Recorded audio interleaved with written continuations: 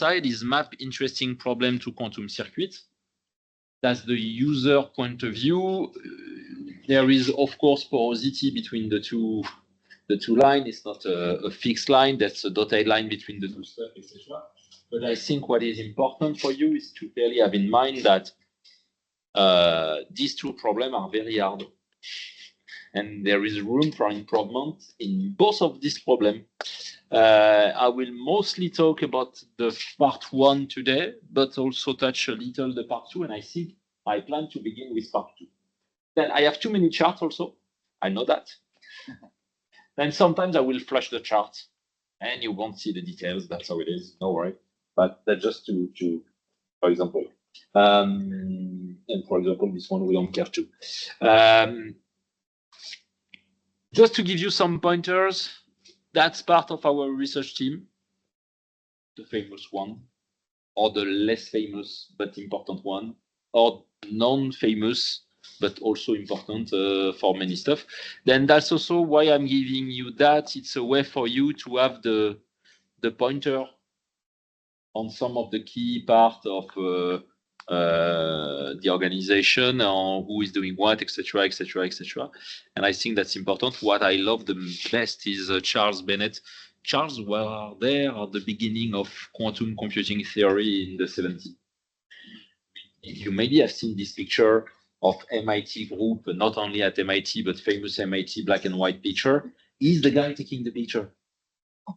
That's not a joke. No, that's why, you know, I'm proud to work, because speaking with this kind of people, that's always an adventure. You know, I'm not a strong scientist, and that's the kind of people that impress me. You know that quantum is not the first time, quantum computing is not the first time we use quantum science to do something useful. That's some example. You have seen the impact of this technology. And the question now is there a way to solve problems that are impossible for a digital quantum computer? That's exactly what Adrien said during the talk.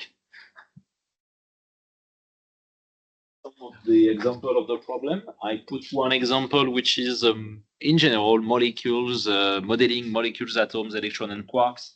That's the example of the 4 atoms of sulfur and 4 atoms of iron that was made by Riken and us with the methods that I explained to you, which is SQD. And that's funny to see the impact, etc. You have the paper, blah, blah, blah. And that's roughly solving the Schrödinger equation. That's not the case, but that's roughly the case. And you see that is not only with quantum.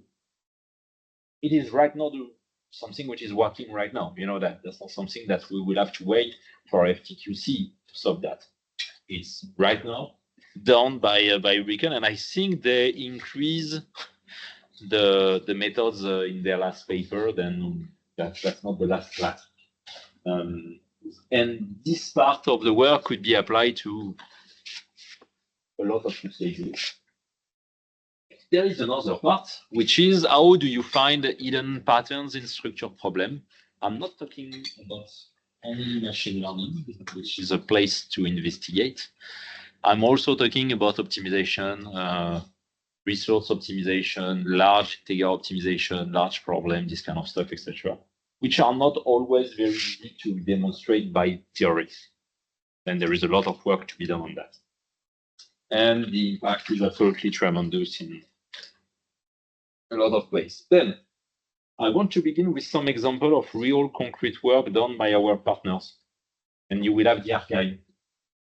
And I'm not talking about simulation. I'm not talking about emulation. I'm talking about real world on real hardware qubits with what we call quantum error mitigation. It's not correction. It's mitigation, like the noise cancellation stuff you have on your AirPods or on Bose, and I quoted two brand. I'm not affiliated to any. The first one is one stuff for the very large optimization problem, which is called Pareto front. You can imagine you want to optimize this kind of stuff. You want to sell more, acquire more customer with less risk. That's not easy to do in a real life business. Then you have to do some trade-off between both of them. And if you can increase the number of objectives function that you can solve in conjunction together, then that's a huge impact on some business. That was a simulation done by Los Alamos and Zib for, I think it's SUSE, Berlin Institute or Institute of Berlin. Forget the first part, but anyway. Still at the level of physically simulated on a classical computer with 42 qubits. That's the range where we still have an issue. Ion, they work on, that's a very hard classical problem. The minimum Birkhoff decomposition. That's how do you decompose a graph into subgraphs that could be solvable on some part, etc., etc. And what they have done is apply this very hard problem to a peer-to-peer trading energy stuff that could have other implication in logistics, whatever, etc. That's 111 qubits. That's 0.5% equivalent to the best heuristics in the world. That means that is not quantum advantage. But as I said, tiny close. That's equivalent to the best heuristic in the world from a solving point of view. Bosch, they have done some stuff on high temperature superconductor. In clear, they are trying to help us to consume less helium in our system. That would be fantastic.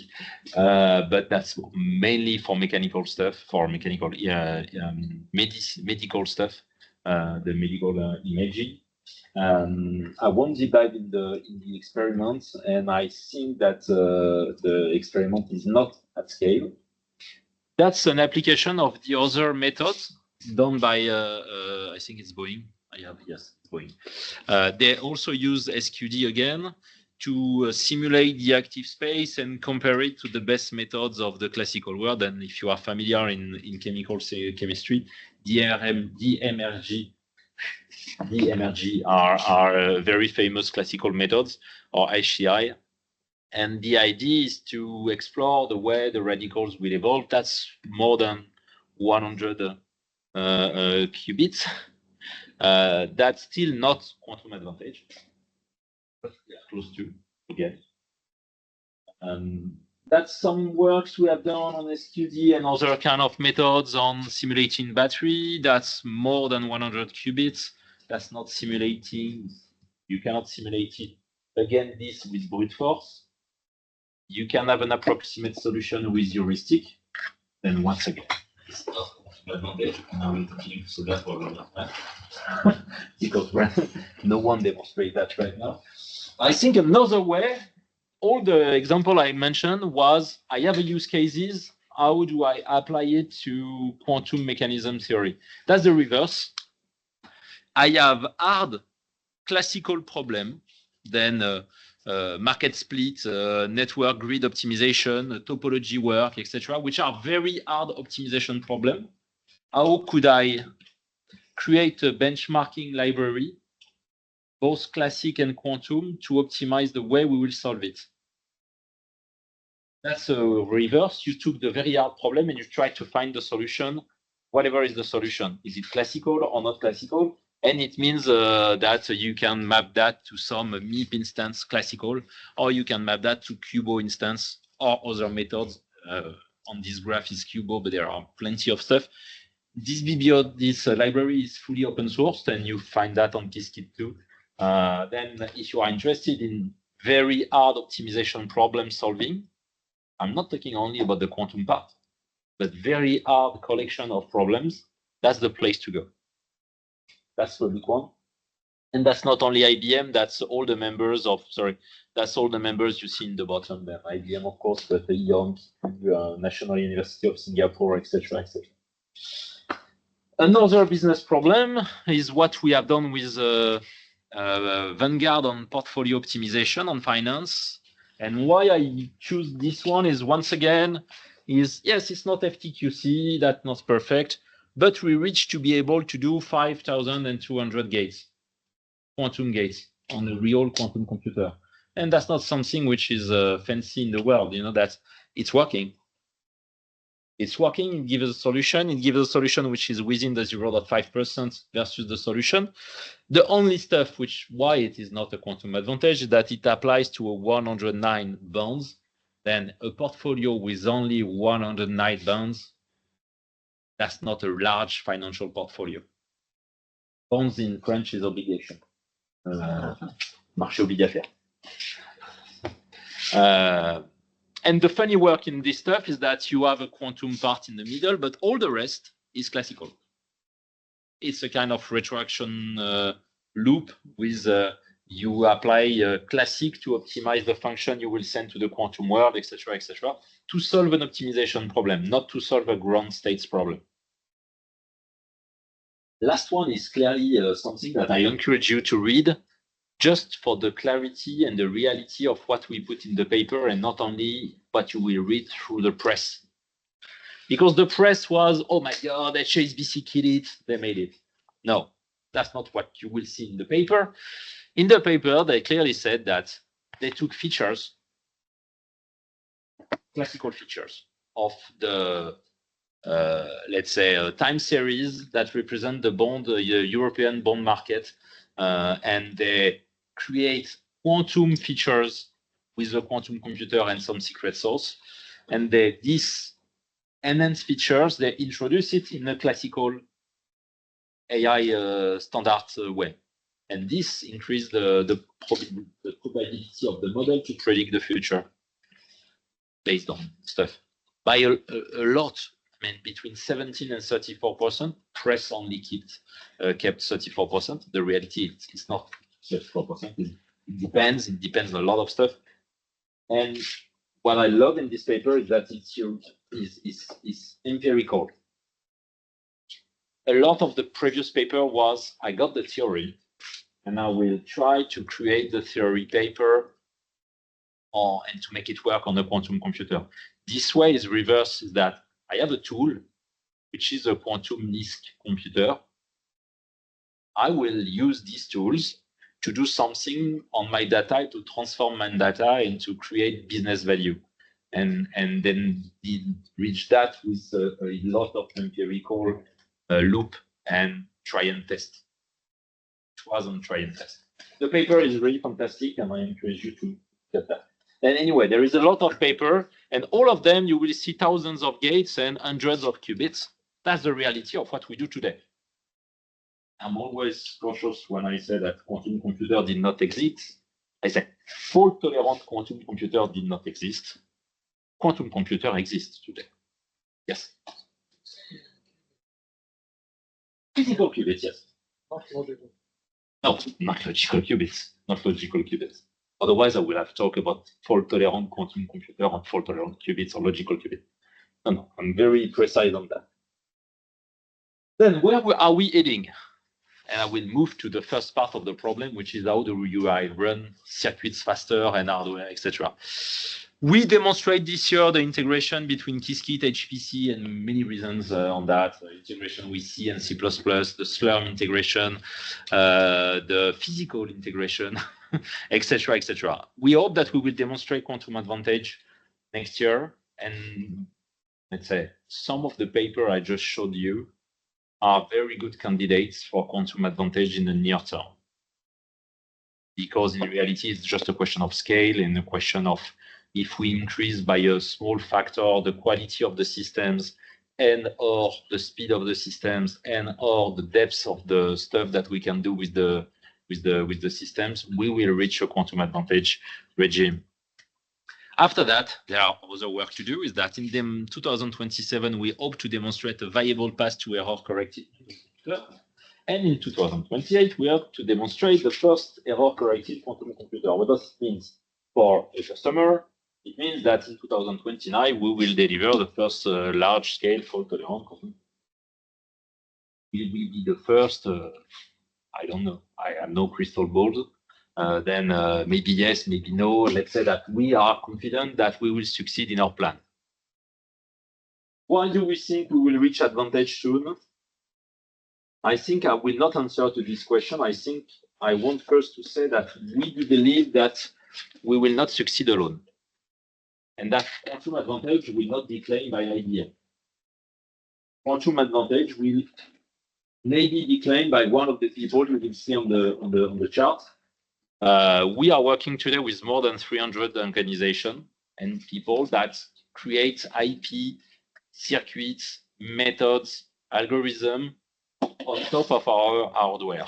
That's the objective. Then the video with Teams is blinding. That's how it is. Part of this work could be imagined through startups, because that's another point, is that roughly 53%, 53 members of this IBM Quantum Network are startups that are taking advantage of our systems. And we look at that from a portion of a total quantum software venture funding. That's roughly 84% of the startups on the software side that was funded by venture capital that are members of IBM Quantum Network. And their objective depends. Some of them are working on pure error management. Some of them are working on some very specific applications. Some of them are working on generic applications. Some of them only want to create a platform that will integrate IBM, but also other vendors. That's the reality of an ecosystem. An ecosystem is never 100% for you. Otherwise, it's not an ecosystem. Then you have to assume that the ecosystem will not work with you sometimes. And that's good for the ecosystem. And they tried something. I want to reinforce that. They tried something. They tried to reach a full agnosticity for customer, which a function. You maybe have seen that documented online. It's a way you just put inputs and they will solve your problem with their solvers. That's very funny. It's a kind of marketplace, and we are deeply convinced that this marketplace will strongly evolve in the future, because that's most of the way the end user want to consume quantum computer. They don't care about the hardware. They don't care about the software stack. They want to have a push button, as they have for most of the AI stuff in the world. Then let's come back to quantum advantage. We don't care on that. Yes, I think this one is important. We think we have two parallel paths. The first one is empirical test of quantum usefulness. And at one level, classical quantum computer will have difficulties to fight against the empirical methods developed by these people. You will have the paper, you will be able to read the archive. And the other way is that I have a pen and paper algorithm and I want to do the rigorous demonstration. And you see the differences. On that one, that's mostly industry. On that one, that's mostly in the research people. That's clearly a different mindset. On one way, some want to try a tool, and on the other way, they want to do rigorous science, and both are scientific methods, just applied differently to the space. I was going to ask you because, well, this person, because I'm struggling. Like, what was the reason to have these? What is the name of the system? Something to like a computer installed in the Basque country. Yeah. What was the reason for the partnership? For the partnership between Basque and, for example, the question is why Basque did acquire an IBM quantum system, and that we just inaugurated a few weeks ago. Because it's the only one in Europe. I read it's called Quantum System 2. Yes. Yeah. Why people want to acquire quantum computer for their own? First reason, sovereignty. But when it is coming to that, it's not on the press. Second reason, I want to create a hub and I want to be the center of gravity of this stuff. By putting myself at the center of the ecosystem, like Basque is doing, they are attracting talents, they are attracting strong people, they are creating a huge hub, and clearly their ambition is to be the best hub of quantum computing capabilities for South European regions. Then a way to do that is to have their own capabilities, and then it's a flagship. They create the flagship, they create the network, they create the ecosystem, and they are at the center of the ecosystem. Cleveland Clinic on top, they have done the same stuff. Okay, so the acquisition was more like a client, not like a the gain for IBM, I guess, is in terms of revenue or the gain for IBM is absolutely not in terms of revenue, even if there is revenue. okay. But we do not make our money with quantum computer right now. Ah, okay. Yeah. Quantum computer is the research part. Research. Then it's part of a huge investment bubble. We make money, and that's public. In 2025, we communicated to our investor that we already have made $1 billion of revenue on quantum computing. Yeah, we are not a startup, and we left the lab. You know, we sold some stuff. That's the reality. You know, and we still lose money. If about had 1 billion, we would have won money, not lost money. Not the same size, not the same cost. That's the reality. We are a large team, and that's the reality. And then when it comes to quantum computer, we think that we must establish the trust on this quantum advantage claim. Because I don't know you, but exactly what Mamdou said during the panel. When I see something on the headlines, it takes me 30 minutes to read the paper and to clearly understand if it's something that will change the world or if it's just another bullshit stuff that came to the press to acquire more hype, money, whatever. And then we put on the paper this three view of a quantum advantage. Let's say observable estimation, variational problems, where you are going to a ground state and you use different methods, and peaked circuits. I think that this one is coming from Mr. Aronson, but I'm not sure. But anyway, that's one of the methods. And we published last week what we call advantage trackers, and Unitary Foundation is part of that. It's a way to reference, that's public, that's open source. It's a way to reference different potential claim of let's say quantum advantage, and to compare it with real methods on classical, on quantum, etc., and to have a clear way to benchmark it and to say, yes, it is a real quantum advantage or it is a fake. Not a fake, but it could be beaten. It's still good science, but it's not quantum advantage. I encourage you to go on that because from a software point of view, that's very interesting to see how the community is evolving on the way to benchmark papers that will come tomorrow. Then, no more question on the software side. I mean, I will come back to software later on, but no more question on this user phase, etc. We also published a few times ago a large-scale fault-tolerant system architecture with a lot of stuff. And what is inside? First, we plan to build this in this wonderful building north of New York. That will be the place of our first systems. And to give you some sense of history, I collected some pictures. That's a place where we installed the first supercomputer to break the petaflop barrier. Petaflop right now, we are talking about exaflop. Then we are talking about computers that are 1,000 faster than this one. And came back to what I said about classical computer. It was in 2008.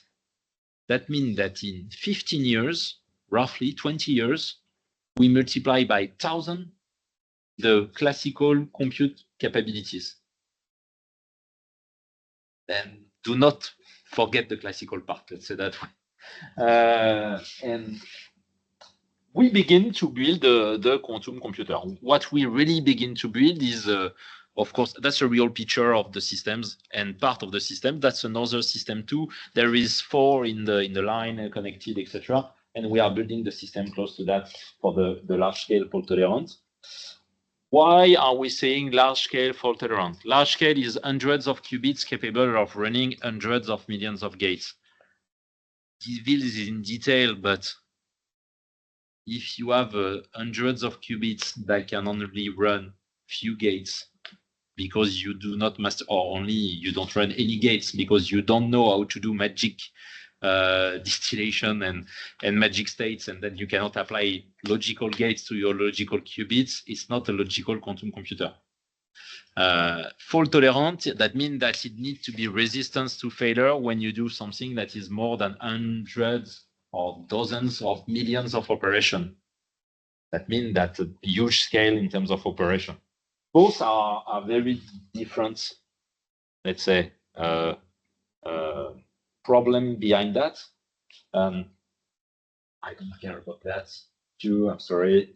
And what we think we need to drive to achieve to go to fault tolerance is first scaling beyond the surface code. I mean, IBM, we spend a lot of time on work on the surface code, for example, Charles Bennett, and a lot of time on that. And we know that is not a very efficient surface error correction code. Then what is behind that? We need to build a modular architecture that will support the code that will be published first. And we need to have the engineering that will be able to create the fault-tolerant architecture on that. What does it mean? If we think about the fault-tolerant architecture, is that you need to be able to suppress logical error. You need to be able to address each individual logical qubits themselves.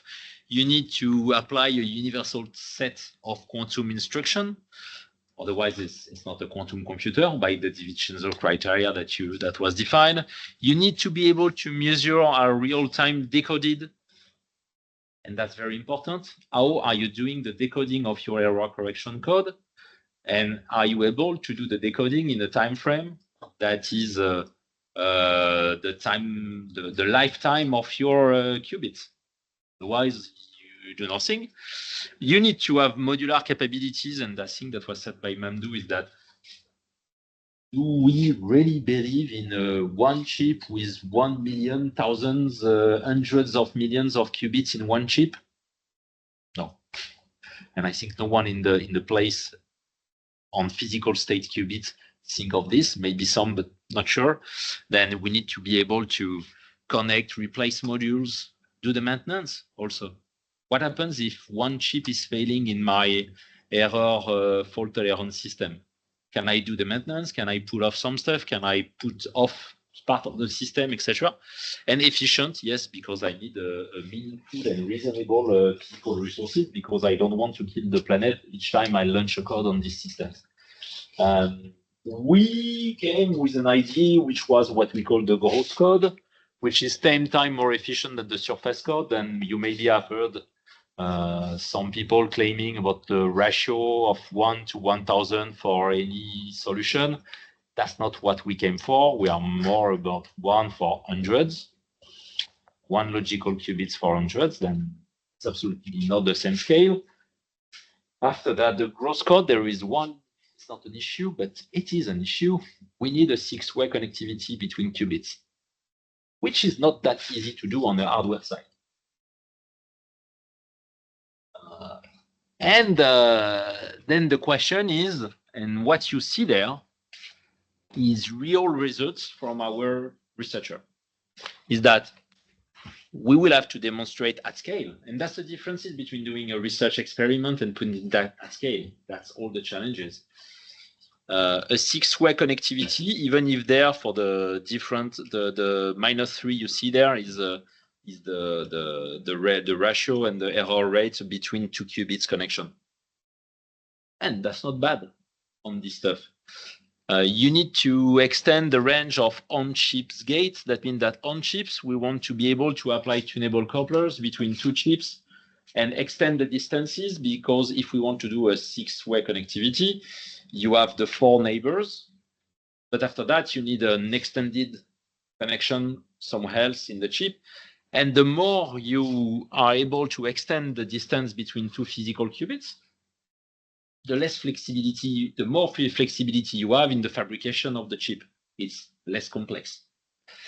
You want to be able to break the plane. What does it mean? Is that you have fixed layers of fabrication for your chip. You want to be able to use the 3D and to add another dimension, because it reduces the distance while permits also to create some stuff. That's another example. And you want to do real-time decoding. That's later on.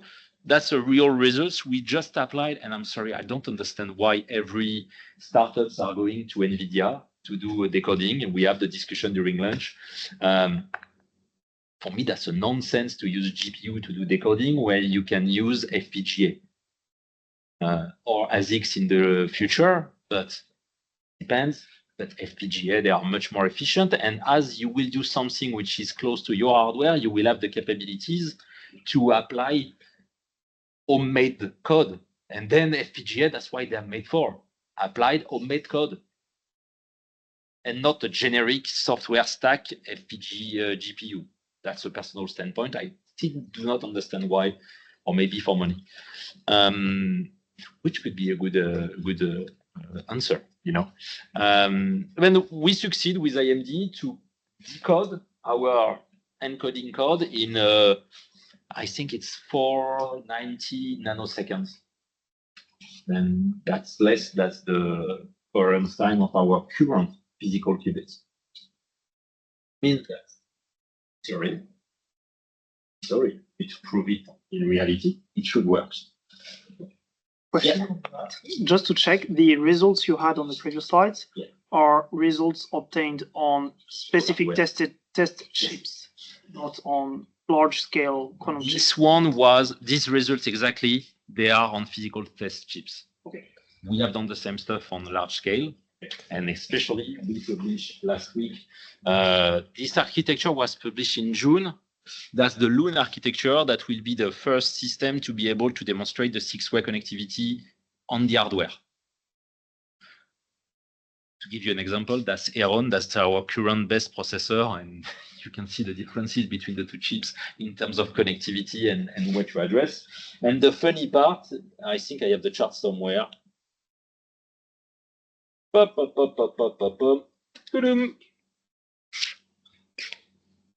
That's the physical one. We made it, and we made it with an automated 300 nanometers fabrication line, 24 hours, 7 days on 7, you know, the kind of line that's made ASML rich. Because we made that at scale. The idea is to be able to produce this kind of chip at scale. After that, there is one issue, is that once you have done the wafer, you need to characterize the chip, which is not easy in the quantum space. There is the fabrication, but after that, you need to do the characterization, which is not that easy. And you need another kind of facilities, a lot of fridges and a lot of test bands, etc., etc. But we also optimize that. But just to give you one point, the architecture we published in June looks like that. Then you have the overall paper. I think this paper is wonderfully written. If you want to see what is an architecture on error correction, this paper from Yoder and Al is absolutely fantastic. And after that, if you are an expert, you can deep dive on each part. I did not. I'm not an expert on each part. I need to know that I don't know. Then it will depend. There is the code, there is the decoding stuff, there is the universal adaptators. And the idea is to create logical modules of 12 qubits, logical qubits, and to interconnect these 12 logical qubits together with these logical universal adaptators online. And after that, the question is it working? I mean, that's another way to represent that. And after that, in terms of timing, you need to do a lot of stuff, and I will come back to this. Yes, we will have to demonstrate Loon, and to demonstrate Loon, there is a path where we have been that, is that on the small chip, we demonstrate the 6-way connectivities, an additional layer, and long coherence time. That's real hardware results, and I have the details on another chart. After that, I explained to you how we move to that. You know, that's the idea of the talk. After that, we demonstrate long couplers, and that was on chip, then first on couplers only, then on chip, then on real chip, etc. And we made a lot of tests. And to give you an idea, we are in the capabilities to test a new chip every 17 days. That means that every 17 days, we can test a new kind of chip in our lab.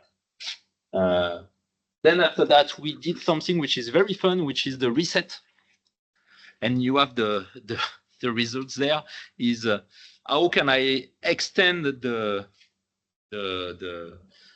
coherence time of a qubit, then a very long coherence time, maybe not very long compared to some other in the field, Alice and Bob, for example, but sufficiently long enough for us. while also being able to reset it in a very short time because you want to reset it for many reasons. For example, error correction code. And then that's the reality, and that's a real sweep parameter results on our chip. And after that, there is the overall architecture to come to that. And hopefully, it will come to this beautiful, shiny design stuff. It's just a design, you know, no, but I want to be clear.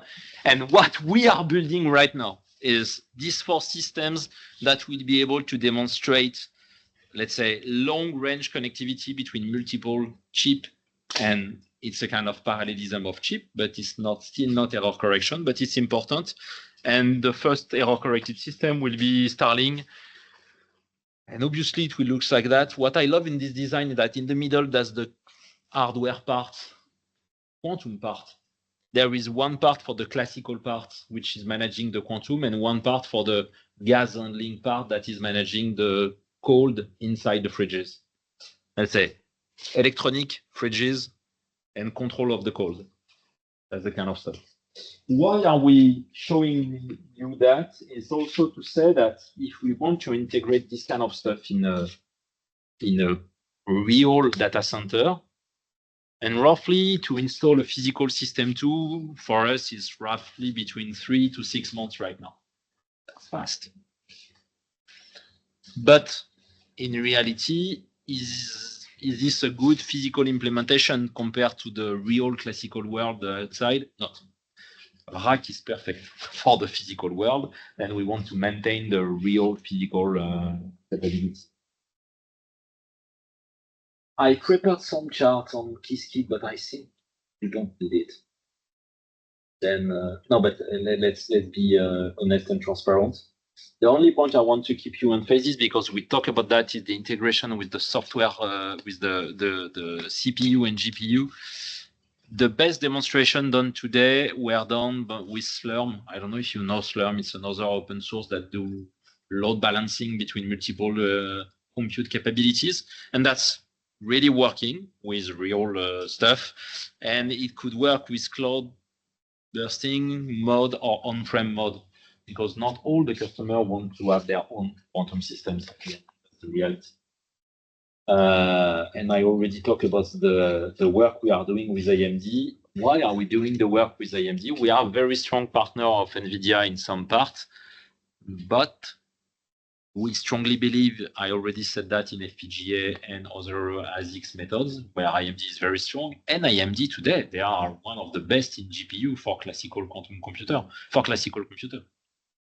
They are stronger than NVIDIA, and they are open source, which is sometimes less the case for NVIDIA. And well supported on Linux. Sorry? And well supported on Linux.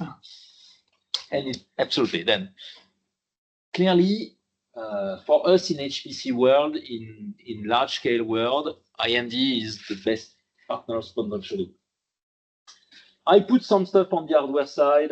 Yes, I already have the question. Why do we choose quantum superconducting qubits? Because we believe in speed, quality, and scale. That's not the first time you should have heard that. That there are some modalities in the field that are very good quality, but they never talk about the speed to apply gates to their system. Never, ever, ever, because that's roughly 1 second per gate. I'm not joking. And imagine a quantum code which is thousands, millions, billions of gates, which is in theory short, for example. Then you apply that with the time, etc. And the capabilities of scaling. Some are issue of scaling, but that's not something which is specific to IBM. You will have the chart of the different way we progress in quality, we progress in speed. I love this stuff because that's absolutely crazy. Is that on 3 years, we moved to roughly 950. You know what is a CLOPS? Circuit layer operation per second. You take a Qiskit, you take one vertical line, and you just say at which speed I am able to apply one line. That's very basic. It's not the reality, but very basic way to summarize that. Then at that time, I was 900 and 500 circuit layers per second.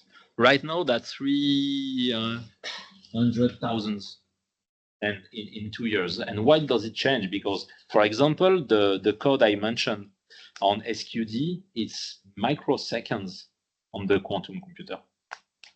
I mean, to do thousands of codes of gates right now, that's microseconds on the quantum computer. That's not huge. It's very fast on the quantum computer, even with a very poor horloge clock.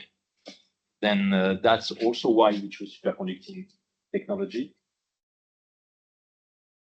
Fidelity, yes, of course, we need to increase fidelity. I love this one because that's the way we progress, log scale.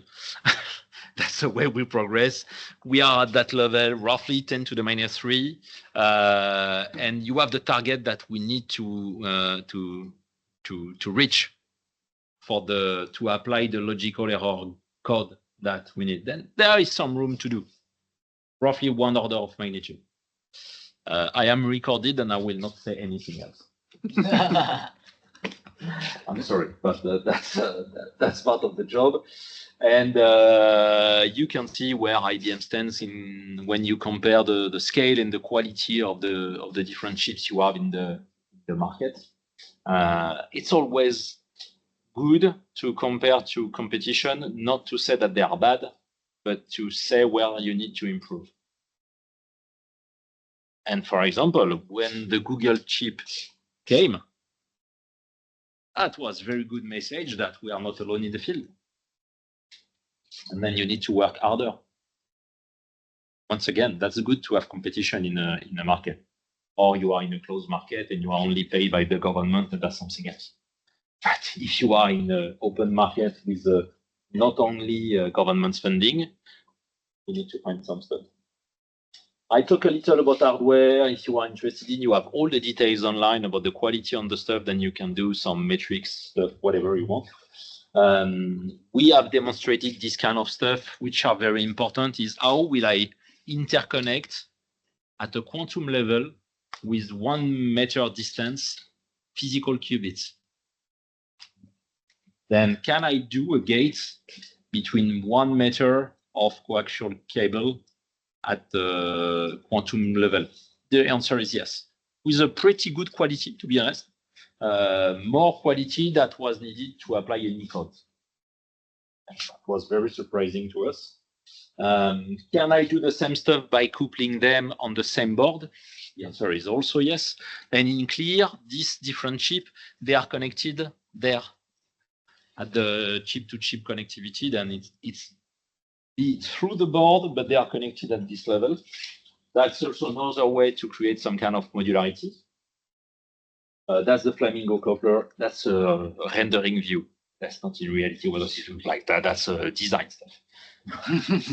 But the importance for us is that it creates and it permits to move away the I/O bottleneck.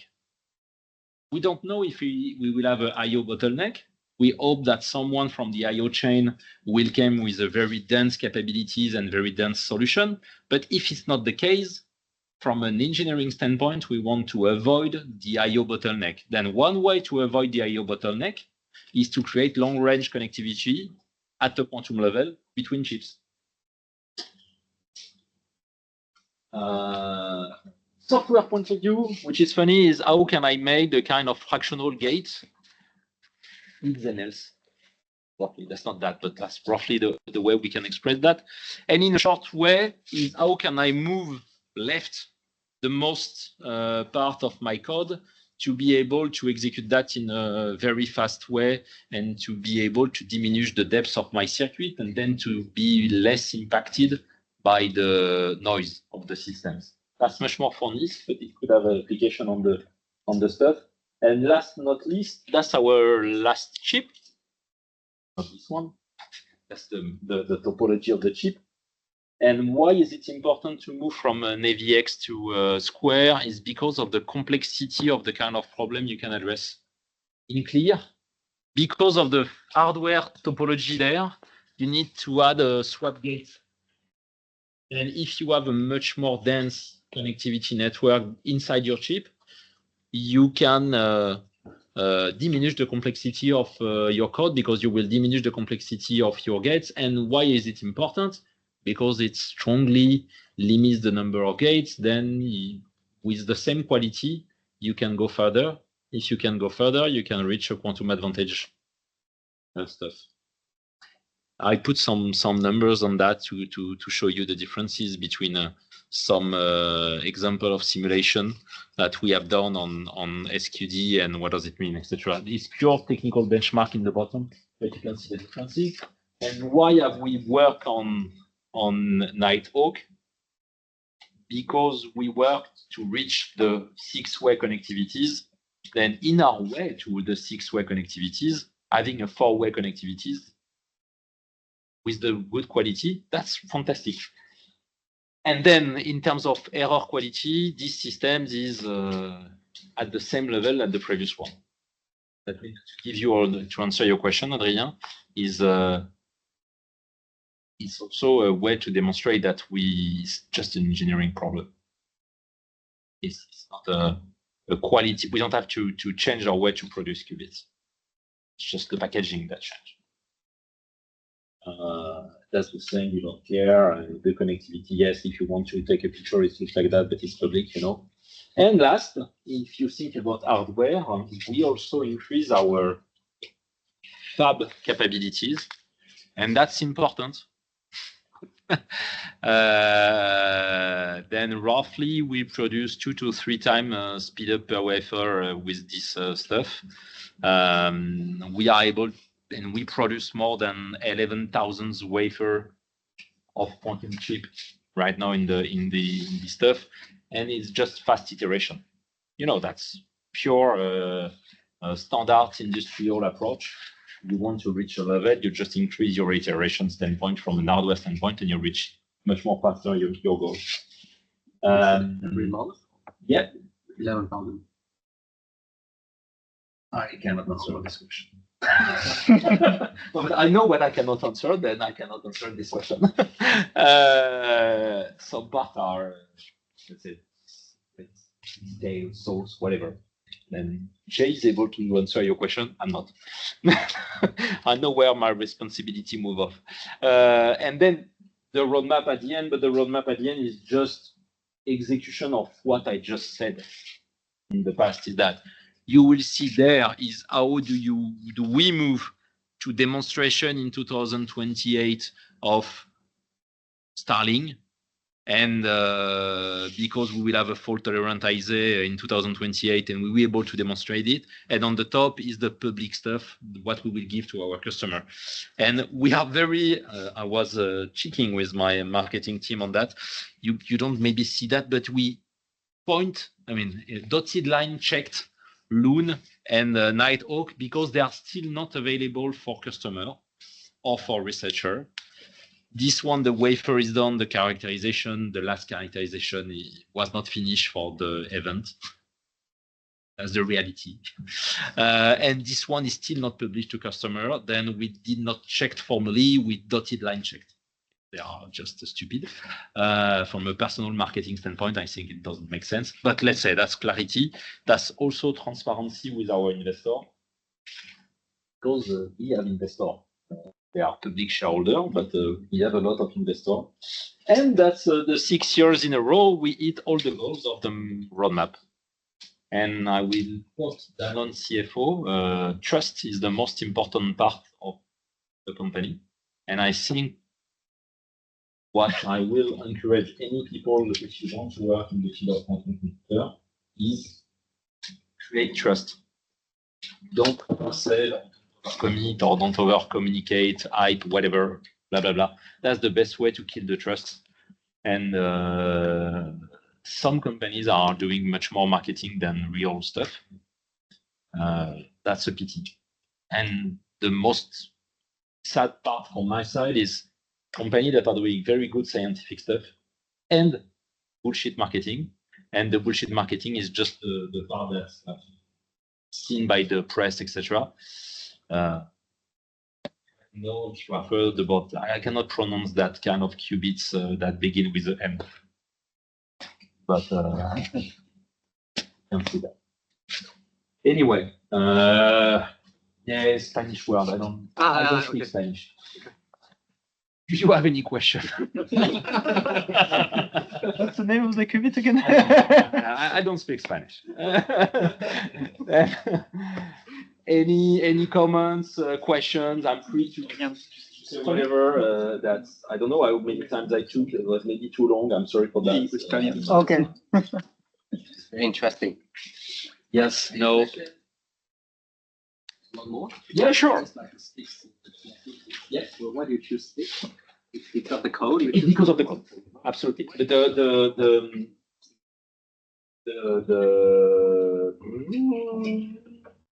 gross code, and I encourage you to read it. But the gross code needs six-way connectivity. Then where is it? This one. This one. That's the planar view of a 3D code because it's a 3D code, kind of. It's a Tor, and you smash the Tor. That's the reality. How would you do it? You create a Tor. You connect, and there is a four-way connectivity. You create the Tor, and you splash the Tor, and it creates a six-way connectivity. But that's most of the code at that. And then, if you take each qubit there, it's connected to its four neighbors plus, and we just put on Arch 2 example, but you can imagine all the other connection. This qubit is connected with a distance one with two different stuff. I mean, it's connected with this one, and this one is connected with there and there, etc. The chip on top. Sorry? There's a chip on top. No. Then the thing is that we managed to create the six-way connectivity inside the same switch, the same chips, with just a planar view. And the way we have done it is I think I have a chart on that. That's the big one. Is because of this interconnection on the way we created. Let's say physical qubits connection there, and depending on where you want to connect, if you want to connect to a long distance one, you go up 3 levels and you move to the another part elsewhere. Then we just divided the chips between multiple parts of the chips, etc., etc., etc. That's a funny optimization problem, and on this, you use a lot of classical before building the chip, to simulate the chip. Not simulate in terms of behaviors, but simulate in terms of how will I build it physically. Yeah. Gross code. Yes, the gross code is the 12 to 140. Yeah. To make the chip? No. No. To make the chip? No, absolutely not. on the code, yes, the code itself is published. The code itself, there is the first one that make it was published in 2024, and it make the headlines of Nature. Then you just purchase when it was March 2024 code, and the code himself was published in 2023. The archive was published in 2023, and we are not talking about something that's short term. That's roughly 5 years we are working on this kind of code. And the gross code himself was published on this paper, and the overall architecture was published in June with different kind of archives. You have the variation of this code, which is called the bivariate bicycle code, to create the logical memory. You have the logical processing unit. How will that it's other part of physical qubits that will work with the logical memory to create a lot of stuff. Then it's another archive.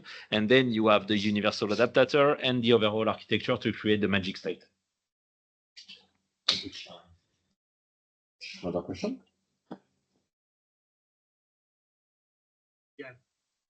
Yeah. I mean, the code, the paper are public. The technology himself, clearly, that's the crown jewel of the company, and we are not like a Lou. It's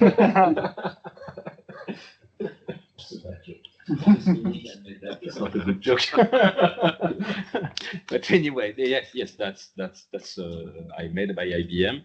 Not only by IBM, we work with public researchers, we work with public companies, we do creation on stuff, and part of this code are completely public and openly published.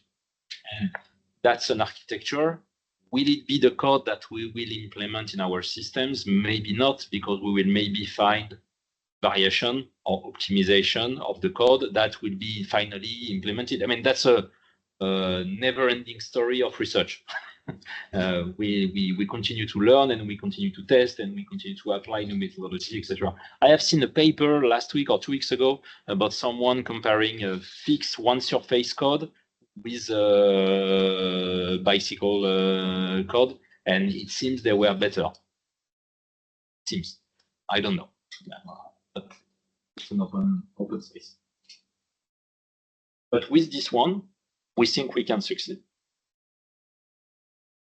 Other question? What? You spoke about the gate time problem, other architectures, and also like the improvement in gate speed in IBM. So with this type of architecture, you could first of all you have also error detection and correction cycle, right? And but in this case, your magic state factory is like far away from your further remote processing unit. And so have you done some estimation of what this would look like? Like what time should I expect to run my show algorithm, or whatever, in like with this type of architectures? Like, is there a significant increase in?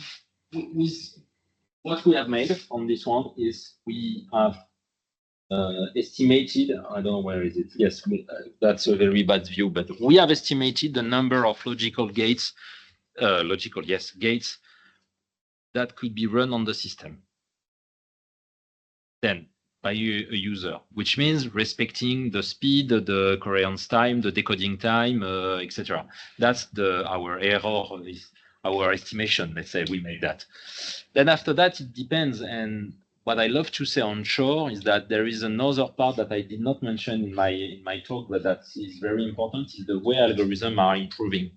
If you look, for example, specifically onshore, in 15 years, we divided by 1,000 the number of physical qubits to run it.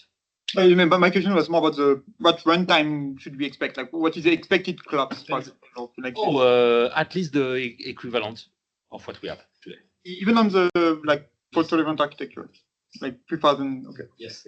And one reason is because we were able to demonstrate that the decoding is very, very fast. If you are not able to have a decoding stuff very, very fast, that means that you could have a bottleneck in terms of speed at that level. So here, like basically, the measurement is the longest operation, I guess. Okay. That's what I understood, but I will put a question mark somewhere. I'm not sometimes an expert on everything, and I know what I don't know. But that's my understanding, that we need to reach the same kind of level. They say order of magnitude. Yeah. Okay. That would it be 1? Will it be 4, 5, 6? I don't know, but order of magnitude at this kind of speed. Yes, that's why superconducting qubits are fantastic. Other question? Your manage. You are improving the connectivity between your qubits, so the general architecture, also all you connected to a classical computer, but do you aim to improve also the qubits, the transmon qubits in themselves with new concepts, new ideas, or is main part of the work done around the qubit?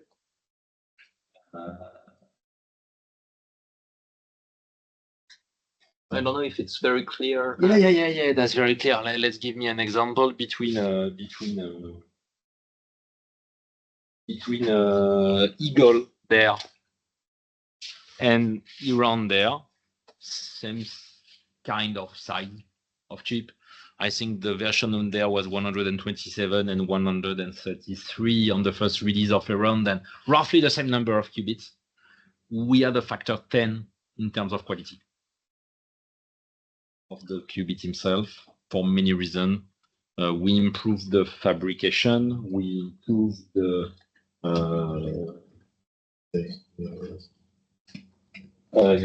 qualification. It's not qualification, but the Characterization. Characterization. Thank you. Better selection of qubits and better fabrication processing. But also we increase what is called how do we say on the chip? That tunable coupler capabilities. Then we improve the. My brain is lagging. Then we put the tunable coupler architecture in place, which is a way to connect it to qubits. And with this tunable coupler, you are able to, in some kinds, decouple the noise from one qubit to the other one. Roughly, that's the reality, but that's a way to connect it in them, and that's a magic trick. There are other magic tricks, and what I cannot say, but you can imagine that we are improving on the single qubit. And we are much more stronger on a single qubits quality research lab where we need to produce only one qubit than on a chip where we have hundreds of qubits on the chip with all the neighbors talking to them. Then if we demonstrate the one qubits quality chip and if we put that public, I think a lot of people will have been strongly jealous. Okay. For many reasons. But that's clearly the secret sauce. And I think we do not communicate until it is live. Public and that people can. I don't know if it answers your question, but the answer is yes. We still have physical experts and physician experts in qubits that works deeply on this incident. But do we need, and you have seen that, right? On that, yeah. On this one, we need to increase by an order of magnitude to reach our objective in 2023, which is thousands of logical qubits. And if we put that on a roadmap publicly, you can imagine what it means. It's simple.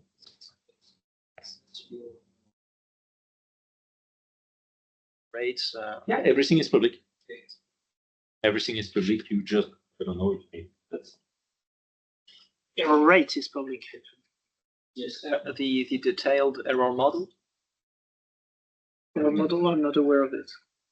It's like idling times, 2 qubit gate error model, 1 qubit gate error model. I mean, you don't have models, but you have characterization. You have T1, T2 for like devices. You have. For example, I mean, you just go. I mean, I don't know. To be honest, you need to check. I'm not an expert on everything, as I said.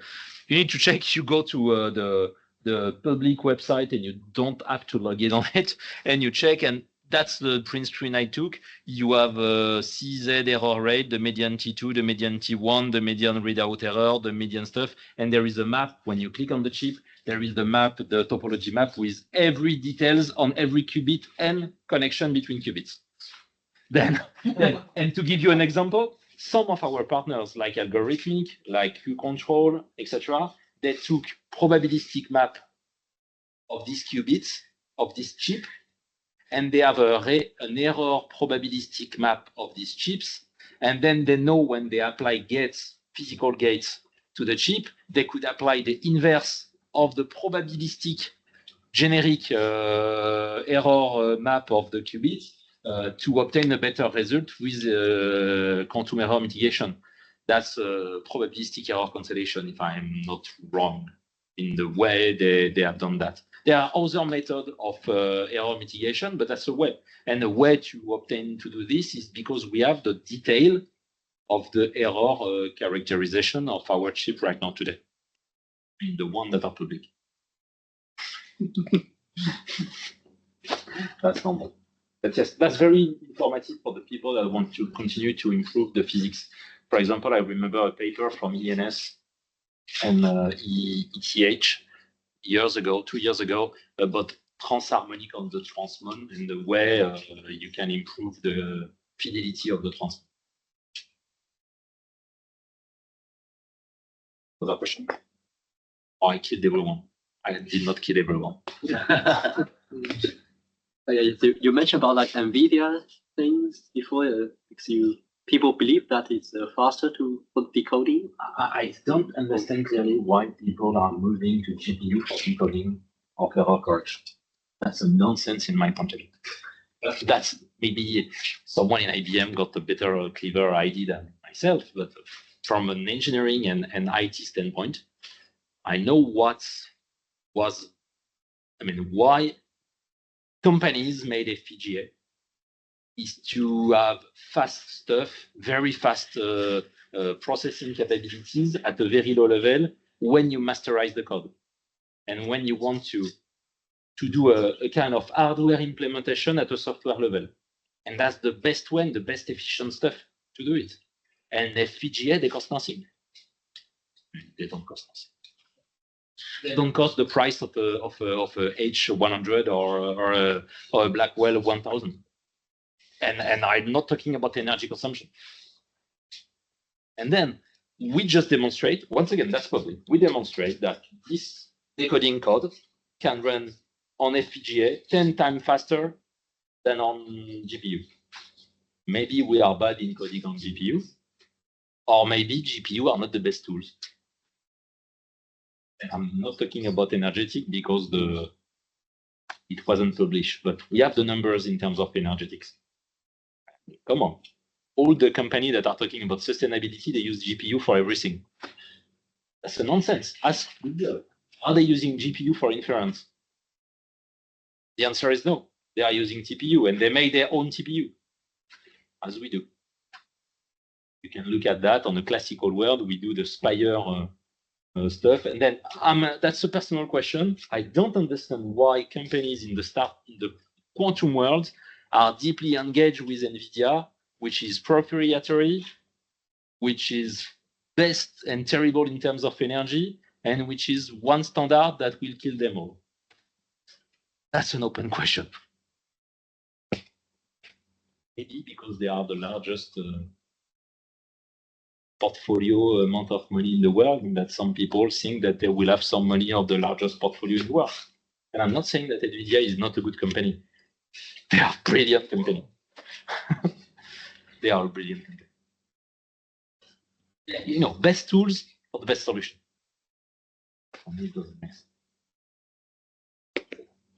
Once again, that's an open question. I don't know. You know, there is maybe an hidden stuff behind that, and I'm totally transparent with you. I don't know.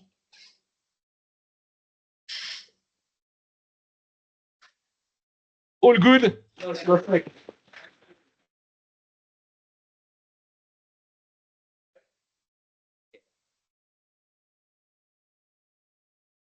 No, I made 1 hour.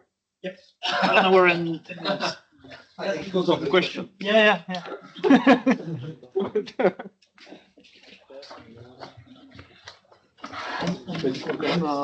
Pierre, pour estimer short, j'utilise l'estimation de short pendant ce moment, c'est surface code et lattice surgery. Les meilleurs commandes en ce moment, c'est Craig. Et Craig, c'est surface code et lattice surgery. Et le problème, c'est qu'ils utilisent un truc différent. Et enfin, un vachement différent. Et du coup, ça veut dire qu'il faut tout refaire de zéro. C'était plus ou même par rapport à l'architecture, peut-être avoir la Magic State Project. Je sais pas comment ça sera physiquement, mais dans ce diagramme, tu avais l'impression que c'était genre vachement. Je comprends, tu peux faire des liens, machin et tout, ça prend pas beaucoup de temps en fait. Dès que tu as une seconde à chaque fois. Ouais, je suis d'accord. C'est une question où. Je m'en fous. C'était plus le runtime en général. Après, peut-être qu'en soi, il faut voir, mais peut-être qu'en soi, tu n'as pas besoin d'une microseconde, parce que si tu as une Magic State Factory qui est un peu loin, juste tu fais des Magic State constamment, tu les envoies, quitte à les supprimer quand tu n'en as pas besoin. Quoi. Donc ils sont toujours là, ils arrivent en flux continu, et dès que tu as besoin d'un, tu le prends, tu le déplaces, et dès que tu n'en as vraiment pas besoin, soit tu le gardes si tu as la place, pas la place, et ben t'en fais rien, et tu le supprimes. Et ça pourrait être valide, tu vois. En fait, je sais pas, regarder en détail, je sais pas quel est. En vrai, je sais pas combien de Magic State tu peux fabriquer par. C'est pas difficile. Oui, non, mais. Ça dépend de ta place. Si tu as un nombre infini de qubits, ben, tu peux fabriquer un nombre infini de Magic State par cycle.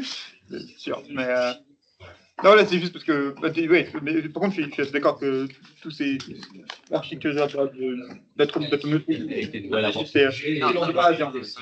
gens, ils veulent faire plein de cycles de correction dessus, et du coup, le temps par gate devient genre vraiment. Ouais, après, il y a. Relativement, quoi.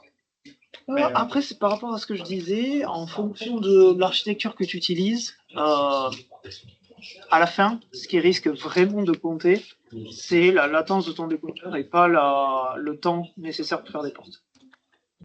Oui, si ton décodeur il prend plus de temps que ta mesure, par exemple. En fait, c'est un peu l'avantage des qubits, c'est que la mesure elle est en comparaison longue par rapport aux opérations. Donc en fait, tant que tu arrives à être en dessous de ta mesure, t'es OK, entre guillemets. Et encore, non, même pas. Vraiment, t'as une façon de mettre l'architecture en place de telle façon à ce que c'est le temps de décodage. Point.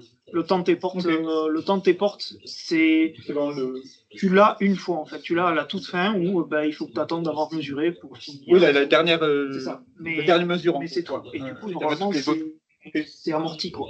Enfin, en théorie, à moins que ta mesure ait duré une seconde. Ouais, non, mais. Et encore une seconde, j'ai envie de te dire, c'est OK. Plus grosse particule, donc faut voir si. Mais ouais, en fait, tu peux faire des trade-offs entre nombre de qubits utilisés et temps. Oui, ça c'est un peu aussi l'autre problème en tout cas des atomes neutres en ce moment, c'est qu'ils sont obligés de les emmener dans leur zone d'interaction machin et tout, et après de les enlever. Et du coup, ils font, même s'ils ont une connectivité qui est théoriquement wall-to-wall, attends pas. Je sais pas, faire la lattice surgery et faire une zénote transversale par exemple, tu vois. Mais après, ça a un problème. Parce que c'est comme dit, c'est sur des trade-offs. Ouais, c'est partout des trade-offs, et pour l'instant, de toute façon, on n'a pas assez exploré pour savoir. Donc, je vais boire un peu d'eau. Moi, j'ai plus de café, je suis un peu. Si t'as allé. Je sais qu'il y a une machine à café en bas, mais je sais pas qui prend la carte. Tu sais qu'on peut boire de l'eau. T'as une idée ou pas? Non? Il y a le jeu dessus, mais c'est comment? Je vais chercher, il y a sûrement des toilettes. On peut faire un tour de. Un étage de spirale, le bâtiment en spirale, c'est un étage et il y a les toilettes au même endroit que ici au-dessus. Ok, d'accord. Merci. Le cours est top, mais moi j'ai pas tout compris. Je me suis rendu compte qu'en fait j'étais nul en chimie. C'est la réalité. J'ai une question qui n'a rien à voir, mais je vais aller droit au but. Je suis à X, avec mes camarades sur la correction de leur quantique. Alors on propose des stages, on propose du temps de calcul gratuit, on propose si vous avez un senior chez vous, un bon professeur qui veut apply, on propose du temps de calcul.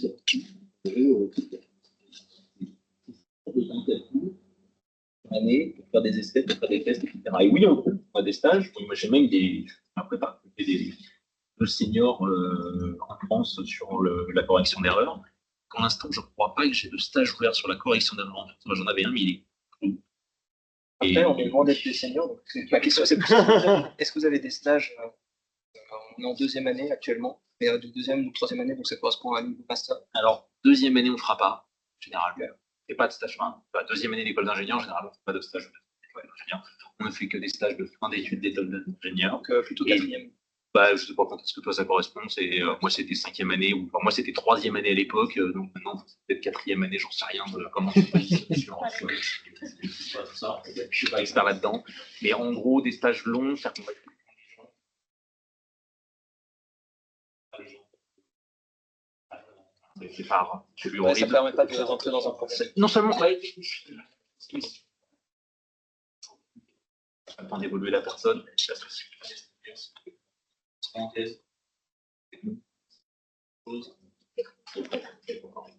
on ne perd pas de temps avec les gens, pour nous, c'est une méthode d'évaluation des. Ok. Non, mais on va pas je peux pas le faire. Et alors, on a des périodes de publication de job, de stage. Généralement, c'est au mois d'octobre. Vous avez tout ça sur mon profil LinkedIn, j'en ai publié plein des offres de stage. Vraiment plein. Et la semaine, ils sont aux US, mais c'est toujours pareil, si tu applies depuis la France et tu dis, moi, je veux vraiment rester en France, mon gros problème aujourd'hui, le problème de mes RH, pour vous donner une idée, on se dit, c'est la folie, quoi. Et vous savez, on fait la Qiskit Summer School tous les étés, hein, qui est une formation en ligne gratuite, etc., sur Discord. Et cette année, il y a eu 8000 participants qui se sont enregistrés en 12 jours.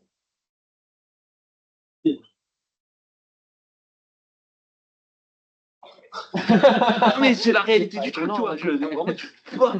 Et donc toi, t'es là avec ton. T'es mort. Bah ouais, c'est ça. T'es mort. Mais en fait, c'est ça, hein, c'est une conférence. Hein. À la fin, on a eu pas mal de no-show, donc on a eu 5600 personnes qui ont participé. Lol, 5600 personnes, c'est n'importe quoi.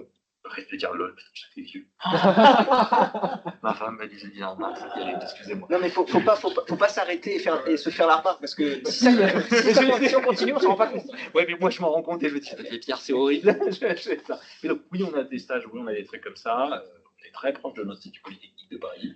On a des facilités à faire du référol auprès des RH sur les choses. Comme on est très proche de Saclay ou de Centrale. Après, ouais, voilà. Alors, ça dépend du sujet, ça dépend. Je suis même capable de vous donner au pire des contacts de gens qui vont chercher ça pour travailler sur un sujet avec nous, avec des crédits, et on profite du temps de calcul pour Bah ouais, c'est parce qu'on peut pas prendre tout le monde chez nous, donc c'est une manière aussi de faire. Mais genre, vous voulez dire des chercheurs dans. Ouais, par exemple, tu t'applies un stage à l'X, tu es en recherche, je suppose que c'est n'importe quoi dans une start-up. Bah, le stage de deuxième année doit être en entreprise, mais aussi, j'imagine par exemple que vous pouvez faire ça avec vos partenaires. Exactement. En vrai, ça m'intéresse pas. Il y a des choses qu'on fait. Enfin, on transmet, moi je transmets mon CV à des gens. Moi, dernièrement, dans ce job-là, franchement, non, parce que j'ai pas grand-chose à leur faire. Enfin, je suis en charge des partenariats stratégiques. Donc, mon job, c'est de faire la danse aux étoiles, de prendre des CX, des directions générales sur le quantique. Ils ne comprennent rien, je leur explique d'abord que 5 qubits avec une vulgarisation du néant. Là, c'est un peu limité.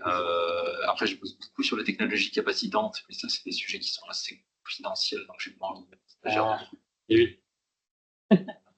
Savoir auprès de qui IBM se fournit, parce qu'on ne fait pas tout nous-mêmes, on achète des choses, donc auprès de qui on se fournit, etc. C'est pas forcément des choses que j'ai envie de communiquer auprès de tout le monde. Les partenariats stratégiques, genre discussions avec l'Allemagne, l'Espagne, la France, tout ça, bah, bof.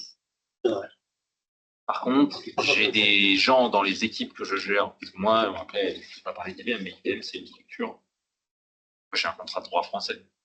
Payé par la France, j'ai un contrat de droit français, je peux payer. Mais je travaille pour une organisation qui est globale. Donc, résultat, je gère des gens en France qui ne travaillent pas pour moi. Ah oui, d'accord. Je suis manager de gens dont j'ai juste la responsabilité Administratif. Ouais, administratif, management. Ouais, même ils ont des problèmes d'enfants, de chats, de chiens, de garderie, de machin, de congés, de tout ce que tu veux. Enfin, je suis l'administrateur, je suis la gentille assistante, quoi. Donc, résultat, dans ce cadre-là, j'ai eu des stagiaires, mais en fait, ils ne travaillaient pas pour moi. Ils travaillaient pour Simon, ils travaillaient pour Victor, ils travaillaient pour d'autres gens, ils travaillaient pour le Crédit Mutuel, ils travaillaient pour des clients. Bah, franchement, moi, le mec qui est stagiaire chez moi, à part m'aider à faire des chartes, moi, généralement, je prends une apprentie ou un apprenti d'une école de commerce. Et comme ça, elle me force à me fouetter, à me taper dessus, pour que j'avance plus vite, pour me rappeler mes tâches, pour me faire mes comptes rendus de réunion, pour me faire tout ça, que j'ai pas le temps de faire. C'est horrible hein, ce que je dis, mais c'est la réalité, quoi. Plus des gens qui ont moins de valeur scientifique. Ouais. Franchement, te prendre toi qui bosse sur la correction d'erreurs pour venir faire des charts et du PM management chez moi, ça va faire chier, quoi. Tu vois, je vais pas se mentir. Du coup, après je vous avez mon mail sur LinkedIn. La première question que je vais vous poser, c'est est-ce que tu m'autorises à transférer ton CV à n'importe qui? Le problème, c'est que sur LinkedIn, il y a pas mal de gens qui envoyer des messages. Il faut d'abord être dans mon réseau, et donc ça oblige les gens à être ceux qui ne sont pas lazy enough, à d'abord cliquer sur connecter et après envoyer un message. Généralement, je suis rapide, je suis chiant, je sors le téléphone. Tu peux suivre. Souvent, il y a des gens, c'est suivre. Et en fait, il y a un bouton caché pour quand même demander la nouvelle. Ah oui. Un bouton sur les 3 petits points, tu cliques et là, t'as machin se connecter. Ok, d'accord. Mais si les gens ont fait ça, ça veut dire que souvent, ils n'ont pas envie d'avoir plus de connexion. Ah, mais moi, je sais plus ce que j'ai fait, mais moi, c'est aussi parce que ça permet de filtrer, parce que sinon. Oui. Moi, c'est ce que je fais aussi. Entre les trucs des yai de merde. Monsieur, j'ai vu votre entreprise IBM, je suis sûr que vous seriez intéressé par avoir une offre de conseil en innovation. Mais oui.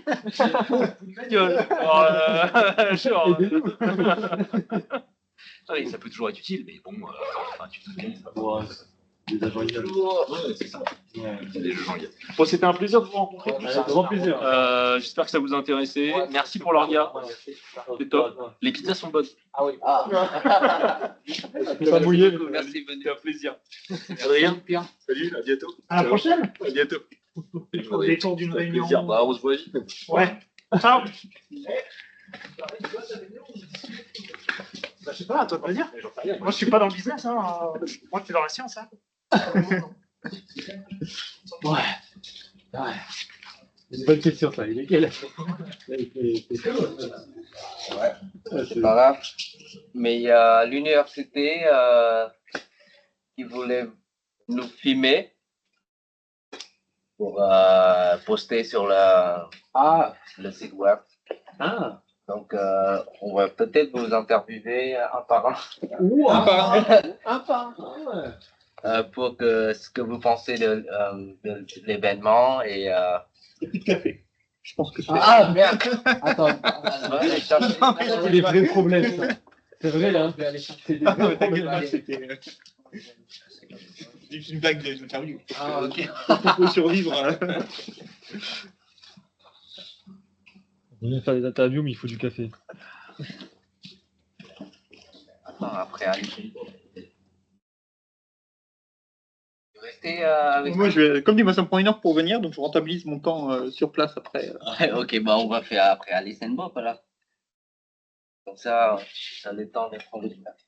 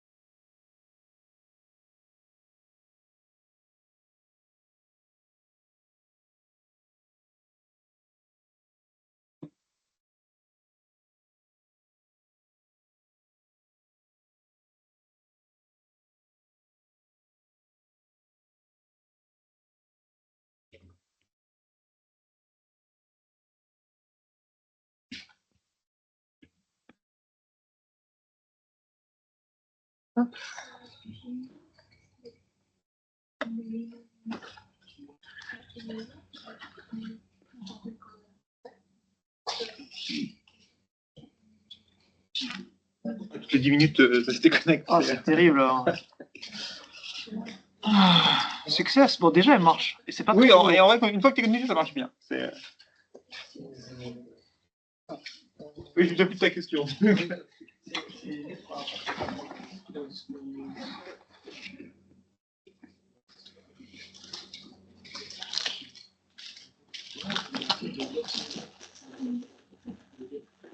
Dans l'autre sens, mais une application ou un algorithme par lequel les gens sont intéressés, on essaie de l'utiliser pour. En général, on essaie de rester agnostique au type de hardware, mais on a aussi des étapes qui sont spécifiques, de tout ce qui est transpilation, etc. Forcément, c'est spécifique au hardware.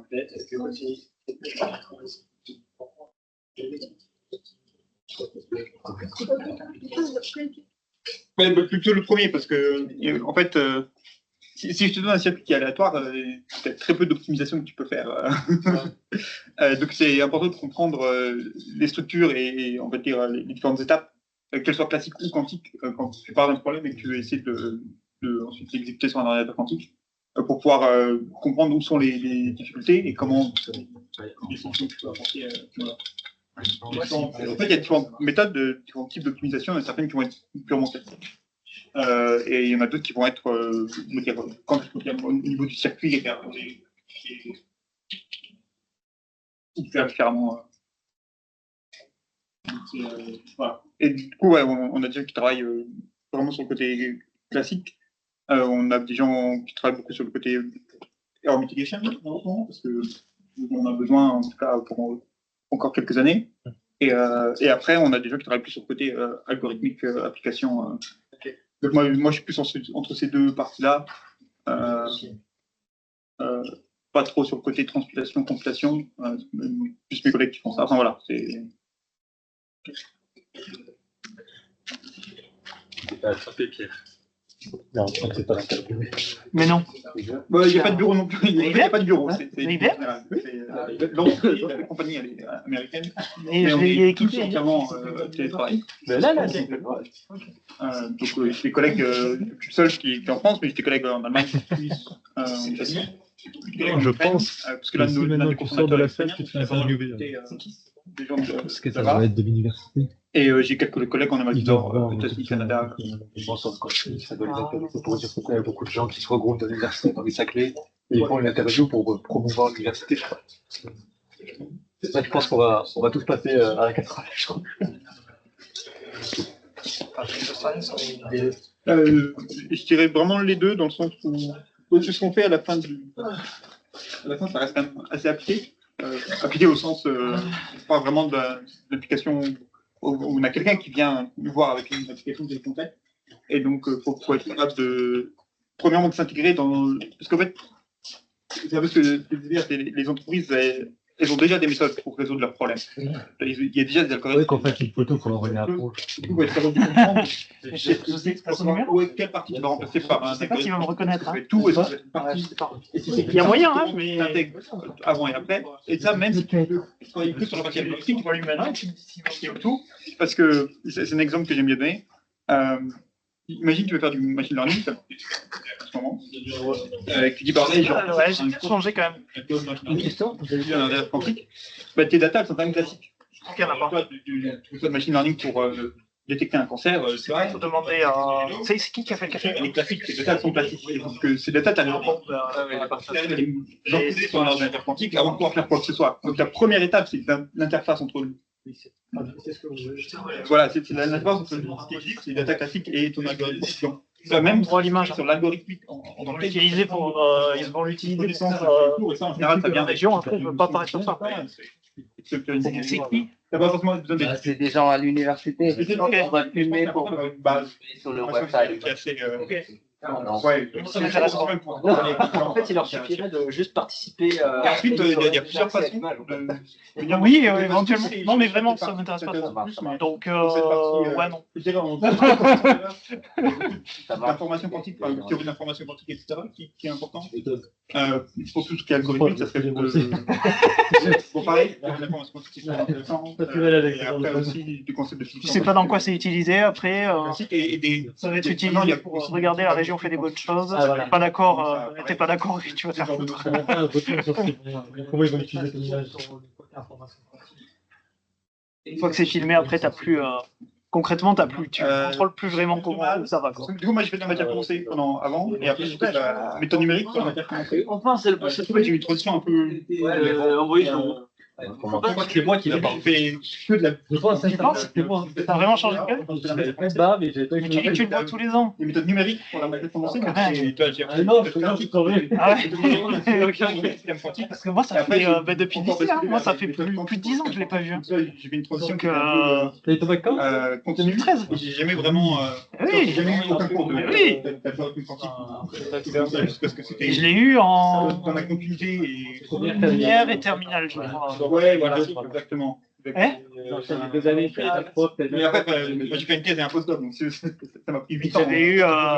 Comment il s'appelle? Tu vois, c'est. Je pense qu'il est. C'est pas en vrai, mais. Oui, en seconde, j'avais eu. Un prof de maths. Des trucs. Il devait toujours y être quand il était. Comment il s'appelle? Il y avait deux têtes de en prof de maths, je suis désolé.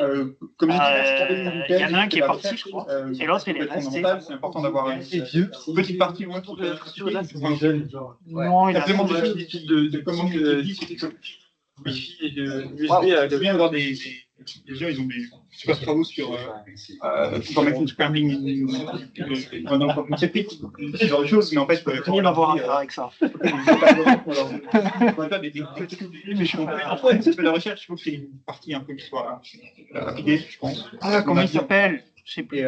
En prof de voilà, je pense que l'UTS c'est une très bonne idée. Je me suis T'as fait un quasiment. domaine, en fait, je pense. Oh là là. Tu peux faire des trucs. Est-ce que Je bossais avec quelqu'un qui avait fait un background vous dans. connu Madame Mazas? Et en fait, il avait des très bonnes idées appliquées à. Tu sais qu'elle était dans cette salle le matin quand tu rentres dans pour une optimisation, etc. Un peu de trucs à montrer là. Juste parce que c'est une notion qui se réagit facilement. Ça, je pense pas que ça soit super critique. Mais par contre, il avait très très bon background. Non, mais c'est pas une prof de maths, hein, Mazas. Comme ça, c'est Il y avait une prof de maths. Il avait des exemples, il nous a montré ce qu'il avait fait, il nous expliquait ce qu'il a fait concrètement. Oui, je savais pas ça. C'est pour ça on l'a là. Non, je la connais pas. Et La prof de maths, je la connais pas. on a vraiment bien avancé. Il y a deux maths. Donc ouais, je pense que c'est. J'en ai des souvenirs.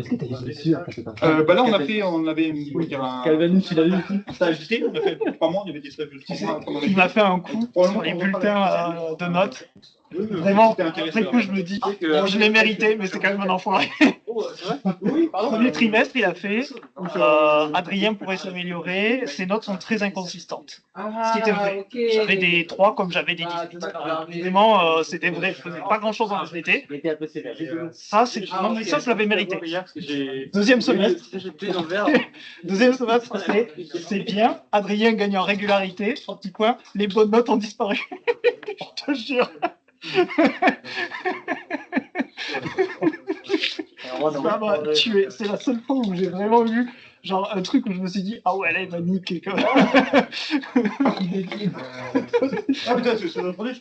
Après je le cherchais un peu quand même. Il y a une approche concrète. Pourtant il est gentil. Il aime bien faire le prof. Ouais non il aime bien et puis comme dit pour l'instant je suivais pas trop parce que ça m'intéressait pas trop la c'est un peu on goûtait à peu des pas mettre 6 mois pour les gâteaux comme ça. Je visais pas sur tous les cours et il aimait bien comme ça faire des petits contrôles sur 5 ans en début de cours. Et bon, ça c'était directement. Ouais, mais il n'y avait pas beaucoup de cours. Moi j'étais là pour les maths et éventuellement la physique. Et encore là. Pareil. Oui, c'est qu'à la fin, c'est parti en. Moi, c'est au début, étonnamment. J'ai trop bien aimé au début. Oui. Moi, j'aimais bien. Parce que je pensais pas assez. Et genre, premier semestre, j'ai eu genre en prépa, j'ai eu 7, je crois. En physique, j'étais là. Moi qui étais habitué à avoir des 16 à première de la classe en physique sans rien foutre, j'étais pas beaucoup. Et je me suis dit, ok, je me mets à bosser et bah, j'ai doublé ma moyenne. Donc j'étais là, oh, ok, bon. Mais au début, j'ai eu du mal à m'y mettre. Jouer trop, je pense que c'est pour ça. Oui, nous on a fait là, c'était 3 mois. Oui, c'est vrai, on a pas eu le même. Que le premier semestre. Du coup, oui, j'étais trop dég parce que j'ai arrêté de jouer. Globalement, le jeu auquel je jouais, que je voulais reprendre après, a fermé. C'était. Mais de vous, ça serait. À un moment, ça s'est appelé Dofus Arena. Maintenant, ça s'appelait Arena Confrontation. Avec parce que vu qu'on n'a pas de. Est-ce que tu as vu qu'il y a un serveur qui était sorti il n'y a pas longtemps de Arena Confrontation? Il y a des gens qui ont des problèmes avec le TH. Tu vas chercher Arena Return. Sorti, il y a une bêta qui a tourné pendant genre 2 mois avec le mode Elite. Et là, on est en train de tranquille. Non. Ils n'étaient pas. Je connais pas mal d'élèves qui sont. On a rien fait monter le serveur. On a récupéré le client et en vrai, on a. On a décompilé le client, désobfusqué le client. Et une fois qu'on avait le client à peu près désobfusqué, on a réimplémenté le serveur. J'avoue que le travail de présentation pendant la thèse, c'était pas. Pendant ta thèse meilleur des. Tout ça, mais il n'y a pas de. On en reparle tout à l'heure. Il n'y a pas d'adresse. Exactement. Il n'y a plus batterie. En fait, ça dépend du type. Momo, t'es sur Zoom là ou pas? Ouais. Il y a encore batterie ou pas? Vous pouvez voir?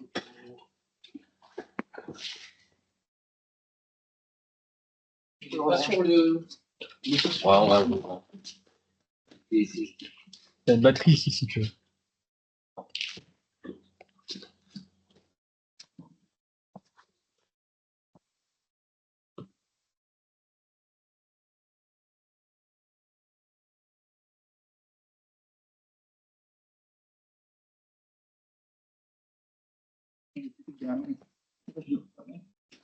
Merci les Arena Records.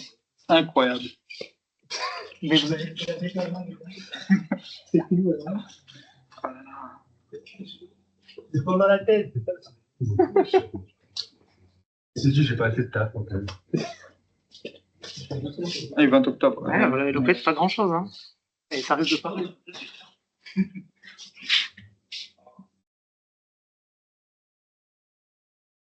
Du coup, la présentation, c'est sur j'avais envoyé par mail. Ah, ok.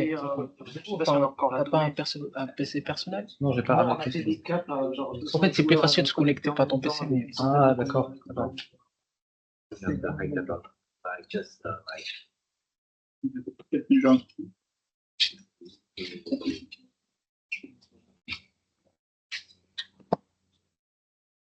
parti du. Ah, l'équipe là. Il y en a pas de télé.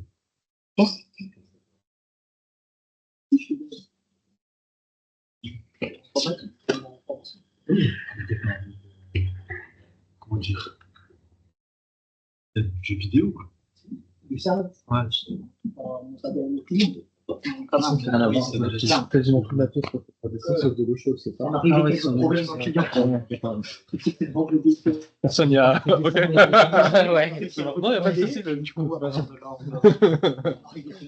va être le petit bonus de PlayStation. Ouais, j'ai pas besoin. ok, ouais, désolé. Non, non, t'inquiète pas. Il y a des trucs que les gens avaient téléchargés, ils avaient tout le traîne, des clients, etc. Une dizaine de clients. Je crois aller chercher du quelque chose. Ouais, je crois.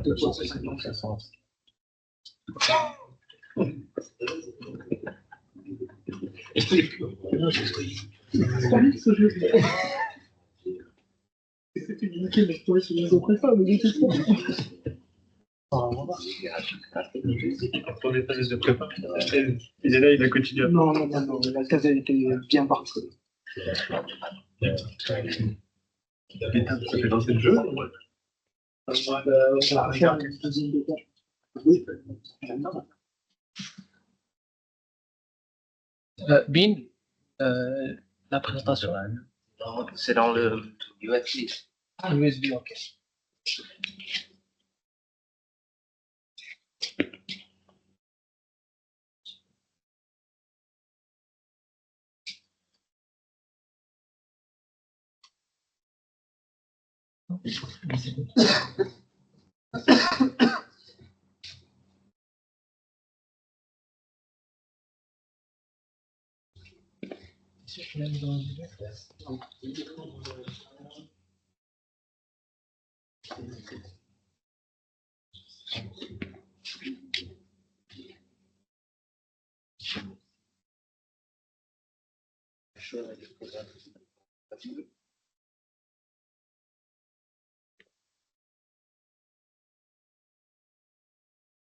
Jesus.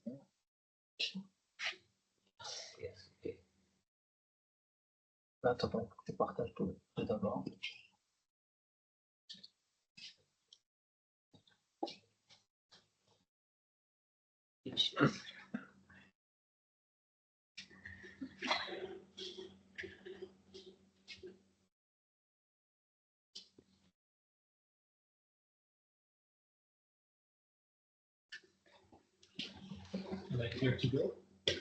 Yes.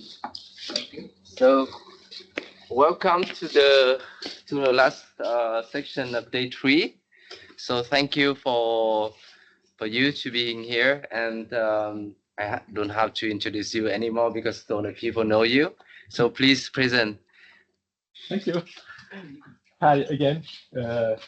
So I'm from Medicine Bob, as you know, and I'll try to talk about several things, starting from what quantum computing is about, what are the use cases, why is it interesting, and I guess you already had a presentation yesterday from my colleague Guillermo about error correction.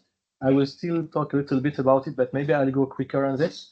Do not hesitate if you want to ask me to zoom on it again. I'll do it with pleasure, talking about cat qubits, and at the end I'll say a few words about Alice and Bob, also what it is like to work at Alice and Bob, what it is.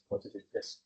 So quantum computing, I'll go super quickly. I think you're all familiar with this. we're not working with zeros and ones anymore. We're working with a superposition of states, which could be a 0 here and a 1 here and all the possibilities in between. And there's this property of entanglement also.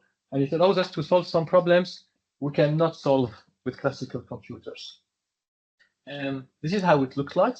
So you take a classical circuit. It's basic gates between 2 units of information, 2 bits, like the NAND and NOR gate. With a quantum computer, you have a more complex set of gates. You have 1-qubit gates and 2-qubit gates, where you could switch the value of the 0 and the 1. You could change the phase if the qubit is equal to 1. This is the Z gate. The Hadamard is a sort of rotation, etc. And you have the control node gate for 2-qubit gates. So you create a link between the information between 2 qubits, as an example. So this is what it looks like. And again, don't hesitate. If you want to interrupt me at any moment. And if you want to ask at the end, you could ask at the end too. My presentation is going to be rather short, so I think it's going to allow for plenty of interaction. So I would like to spend actually maybe most of my time on this one slide about what quantum computing could enable or could not, or what we don't know. I will start with what is already a proven exponential advantage in terms of use cases. So the one I talked about during the panel, material simulation. Material simulation is when you need to represent the evolution or the characteristics of the systems where you have electrons in it and you have strong correlations between them. So it means by essence, your system is quantum. And if you want to describe it with equation, with rigorous equations, you're going to write a Hamiltonian, which is the energy of the system that depends on interaction terms between all your elements. And when the interaction terms are a lot, you cannot simulate it anymore, even with the strongest classical computer. So material simulation is a field where a quantum computer could solve it exponentially faster than a classical computer. And this means that today what chemists do, they use approximate methods. So for example, you could hear of what they call DFT, density functional theory, or other methods. They are approximate methods where they take a sort of mean field and they suppose, so that's a sort of path that applies to everything. And then you have every qubit or every electron orbital would interact with this path.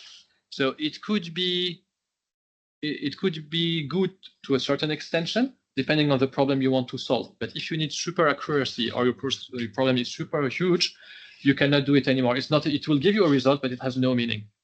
And they all recognize it. So quantum computer would be super appropriate for that type of problems. It is also appropriate, as I guess you already know, on decryption problems or Shor's algorithm that would break RSA 2048 and other encryption schemes in a proven exponential advantage. So these two ones that require what we call fault-tolerant quantum computer. These are the quantum computers we will have in the future, where the error is not a problem anymore, where we could do arbitrarily long calculations. It's never arbitrarily long, but it's super long calculations. And these are the ones that are interesting here. So let me talk about the other ones. Differential equations. So it's a field where you need, for example, to simulate the flow of wind against a turbine or against a wing. Doing this, so with classical methods, sometimes there are limits and the calculation could be intense. Quantum computing could do it, but with the knowledge that we have today, with the state of the art in research, the improvement is not enough yet to have an exponential advantage. There could be an exponential advantage if there are certain criteria that are met. If your problem could be expressed in simple terms. If you are in a field that is near, where the equation is nearly linear. And so if you have a certain set of conditions, yes, you have an exponential advantage. But the fact is, when you have that type of conditions, you're not sure that you can't do it with classical computer. So it's always a comparison between what a classical computer could do and a quantum computer could do. So still there's an area of research and improvement on this. Machine learning. So machine learning is an exciting area where, so I will talk mainly about two fields in quantum computing related to machine learning. How we see machine learning today with current quantum computers and how it could be with future machines. Let me start with the second one. So if you're looking at future fault-tolerant quantum computers with a huge amount of qubits, on which you can implement any circuit you like. So here's the problem of machine learning. The idea of machine learning is instead of having a circuit of which you change the parameters by iterating, your circuit here is a quantum circuit, and you're changing the parameters of the quantum circuit. This is the basic idea of the quantum machine learning. It works well in the classical world, so it's not proven, but we see how it's working. The main problem with quantum machine learning is a limit that we call the barren plateau. It's the limit that says if you have a quantum circuit where you have a high number of parameters that can be tuned, then when you're doing your iterations and you're trying to change your set of parameters every time, so if the number of parameters is very high, you cannot see anymore what is the direction you need to head towards. There's a sort of gradient normally in machine learning, and you know that I need to follow that gradient to improve my set of parameters. With quantum machine learning, this gradient is exponentially small with the size of the space. So it's a strong limitation, strong mathematical one. Doesn't mean that it's not possible. It means that people should come with new tools, new ideas, new ways to redefine what is machine learning in the quantum setting. But as of today, with today's vision of what machine learning is, there's no avenue for it with fault-tolerant quantum computers. Now, talking about what we could do with today's machines. So today's machines are machines that are noisy, and I will come again to what is the concept of noisy machines. So there are machines where you have a certain high error rate. It means you can do a certain number of operations, but not a lot. So here we are in a speculative situation where people are trying to do their best with the quantum machines available. And it's not clear yet whether we could reach a certain advantage with quantum machine learning or not. As you've seen, my colleague Pierre from IBM showed you a set of examples in optimization, but it also applies to machine learning, where every time you do an experiment, you see that, like, okay, quantum computing is at the same level of what classical computing could do. And we still haven't found something that is a breakthrough there. It's not impossible, but it's speculative, and it's also super interesting for researchers. So we are in a volume of a quantum computer that is not big enough because we don't have fault-tolerant quantum computer, and we'll try to do our best with it. But it's already big such that it's also beyond what classical computers could do. So what could we do between these two limits? The first limit where your classical computer cannot follow you anymore because what you're doing in your quantum computer is too complex for him. And the other limit where your error rate is low enough so that you perform useful computation. So in between, we don't know. This is what a lot of people are working on. And then statistical forecasting and mathematical optimization, there are two families that are a bit like each other in terms of what quantum could do or not. So statistical forecasting is like when you want to do a risk assessment, for example, you want to assess what is the probability of occurrence of a given scenario. Mathematical optimization, so I guess you know optimization problems. You need to find the right set of parameters so that you minimize or maximize a certain function, and it's used a lot by a lot of companies. If you're like a transporter and you want to optimize your truck's load, you need to do this. Actually, everybody needs to do it. So here the advantages are rather polynomial or quadratic, but the huge problem here is, as had been said during the panel that you heard, is the speed of a quantum computer is not enough to solve this efficiently. It's around like 1 million times slower than classical computers. So if you want to reach the stage where this quantum computer is going to be faster, it means the size of your problem needs to be super big. And when it's super big, and when you do the calculation, you see that the size of your problems are so big that it would take years to solve. So it has no meaning. So there's nothing really to be done about this.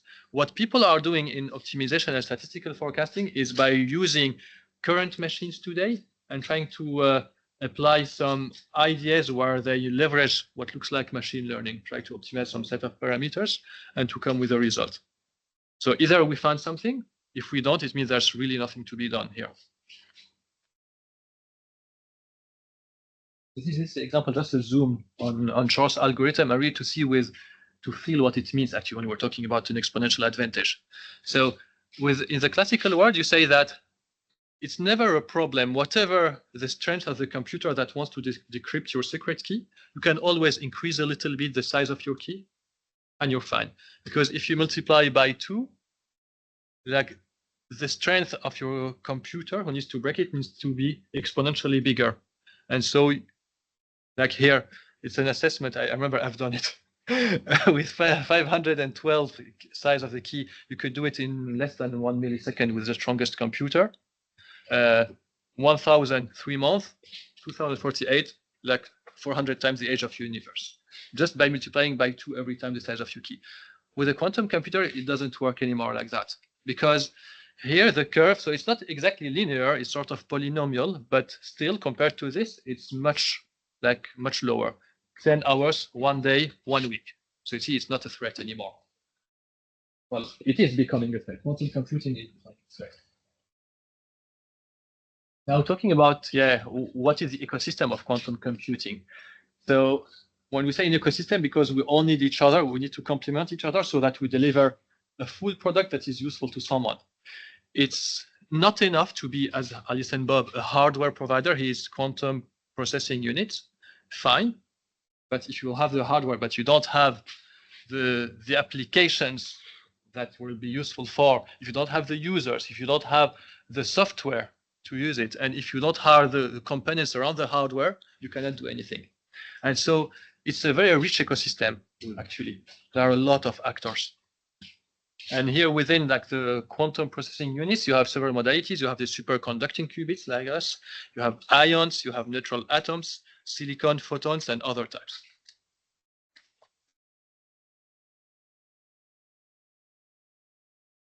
So if you look at today, and it goes a little bit in the line of what was said today. If you look at the workflow that people are using with current quantum computers, you see that most of them are not to perform useful calculation. Most of them are toy demonstrations or classical simulations. So if you look at what is really in deployment, there's not a lot, a bit here. It's because current machines are not useful. They're useful in another sense. They're useful to understand what a problem, how a problem could be expressed for a quantum computer, to do some R&D, try to develop things, to upskill people, to take time, because people need time to learn, etc. But it's not useful to solve a real-world problem in a way that a classical computer cannot do. So errors. Errors is the fact that on a quantum bit, you could have 2 types of error. The bit flip, 0 becomes 1, or the phase flip. More mathematical, the plus becomes a minus. If you don't solve them, you lose the information. If you lose the information, you cannot do anything useful. So this is where it's important to have this in mind. The quantum ecosystem is made of 2 main blocks. And most of the people who are in this block are today switching to this one. So the first block is NISQ, so noisy intermediate scale quantum computing. So these are the type of devices that are available today, but that are noisy. So you have a certain number of qubits, but their quality is not high enough to solve useful problems. And so I have my friend IBM who is here also. But as you see, IBM is saying that now they want to do error correction to be fault-tolerant quantum computer. And one of the reasons why there are a lot of actors in this NISQ area is mainly historical, is mainly because there has been in the scientific world a lot of hope a few years ago that even with noisy system, you could do something useful. There are a lot of research around it. So there was a lot of hope.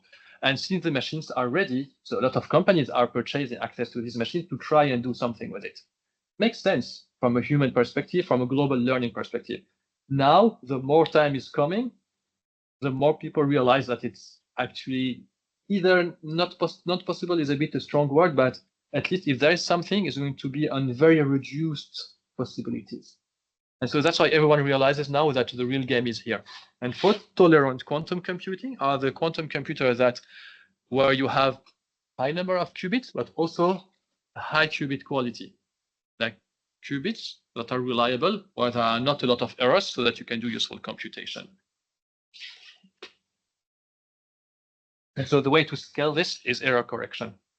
These errors we've seen, you need to correct them. This is how error correction works in a few words. It already exists in classical computing. Error correction is not a new field, actually. It's just that it's not used in the same way, mostly in classical. And if I have people who are more specialized than me, I'd be happy to be corrected and precise, but it's less used in computers because computations are reliable in classical computing, but more in the communication field, where you could have errors if you're sending a signal. And so the way you do to correct the errors, you create redundancy. You code your one into several ones, and you see it helps you identify where the error is and correct this. It is mainly this idea that is also in quantum computing. But in quantum computing, you have two dimensions of errors, the bit flip and the phase flip. And so the most popular way to do it, before the new innovation as presented earlier, is to do what we call a surface code. One dimension to correct each type of error. And this is typically 1,000 qubits, which is a lot. It's a very huge overhead. So now, some advertisement about cat qubit technology, about what Alice and Bob does. So cat qubits are technology where you basically have to deal with only one type of error. You remove the bit flip problem. It's an approximation. We'll come to it later, but this is the main idea. And so instead of dealing with two dimensions, you now can have just one dimension of error to deal with. And you can even improve your encoding by folding this line to create additional connectivity and to make your code stronger. So this is what makes like more credible the possibility of doing quantum computing. If we see what it looks like on real use cases, if you look at RSA 2048 to decode, so here on purpose, the legend does not mention if we're talking about physical qubits or logical qubits. To remind you of what the difference is, physical qubits are just the qubits, the normal ones. Logical qubits is when you put together several qubits that are entangled and that together behave as one qubit that is high efficiency. Okay, so in white, if we're looking at physical qubits, and yellow with logical qubits. Let's look at RSA 2048. So the error rate here, you would need 10 to the minus 15 with around 10 to the power 4 qubits. So obviously it's impossible with physical qubits because you could never have real qubits that are isolated from the environment and have an error rate of 10 to the power or minus 15. It's too much. So the way you do it with error correction actually is a trade-off where you would implement more qubits, but it could improve your error. It becomes more tolerant to errors. If you have errors, you can correct them so that you reach the equivalent of this. So if we compare, so here we're just comparing what it could give with cat qubit, but the first information I want to show is that error correction makes things possible. Here it's impossible, here it's possible. Here now the main difference is if you're looking on two modalities of qubits, the one that is used, for example, by Google and others, where you don't have any particular property on your qubit. It means your qubit could have two types of errors, and that's it. So the last paper is around 1 million qubits to perform Shor. So with Alice and Bob, we need 10 times less. It's just because we have error correction that could be more efficient. Yeah. Just a question. It's a little bit unclear. It's physical qubits here. So it could be both. If it's white, it's physical qubits. If it's yellow, it is logical qubits. So in the RSA paper from Google, they don't need that many logical qubits. I need to. They need approximately 1 million physical qubits. That's why I'm asking. Oh, yeah. I'm telling you a mistake. How did I? It is indeed physical qubits to do logical ones. It is indeed physical qubits in both situations. It's my bad. It is indeed physical qubits. I don't know. Maybe yesterday evening that I should remove physical here because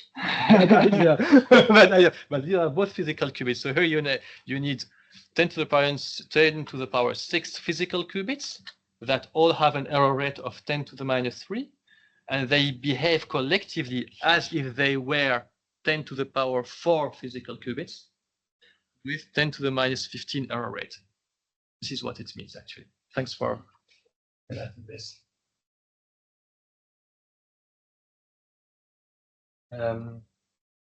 Are you ready to let me talk a bit about cat qubits? Going to be a bit technical. Okay. Here for that. Okay.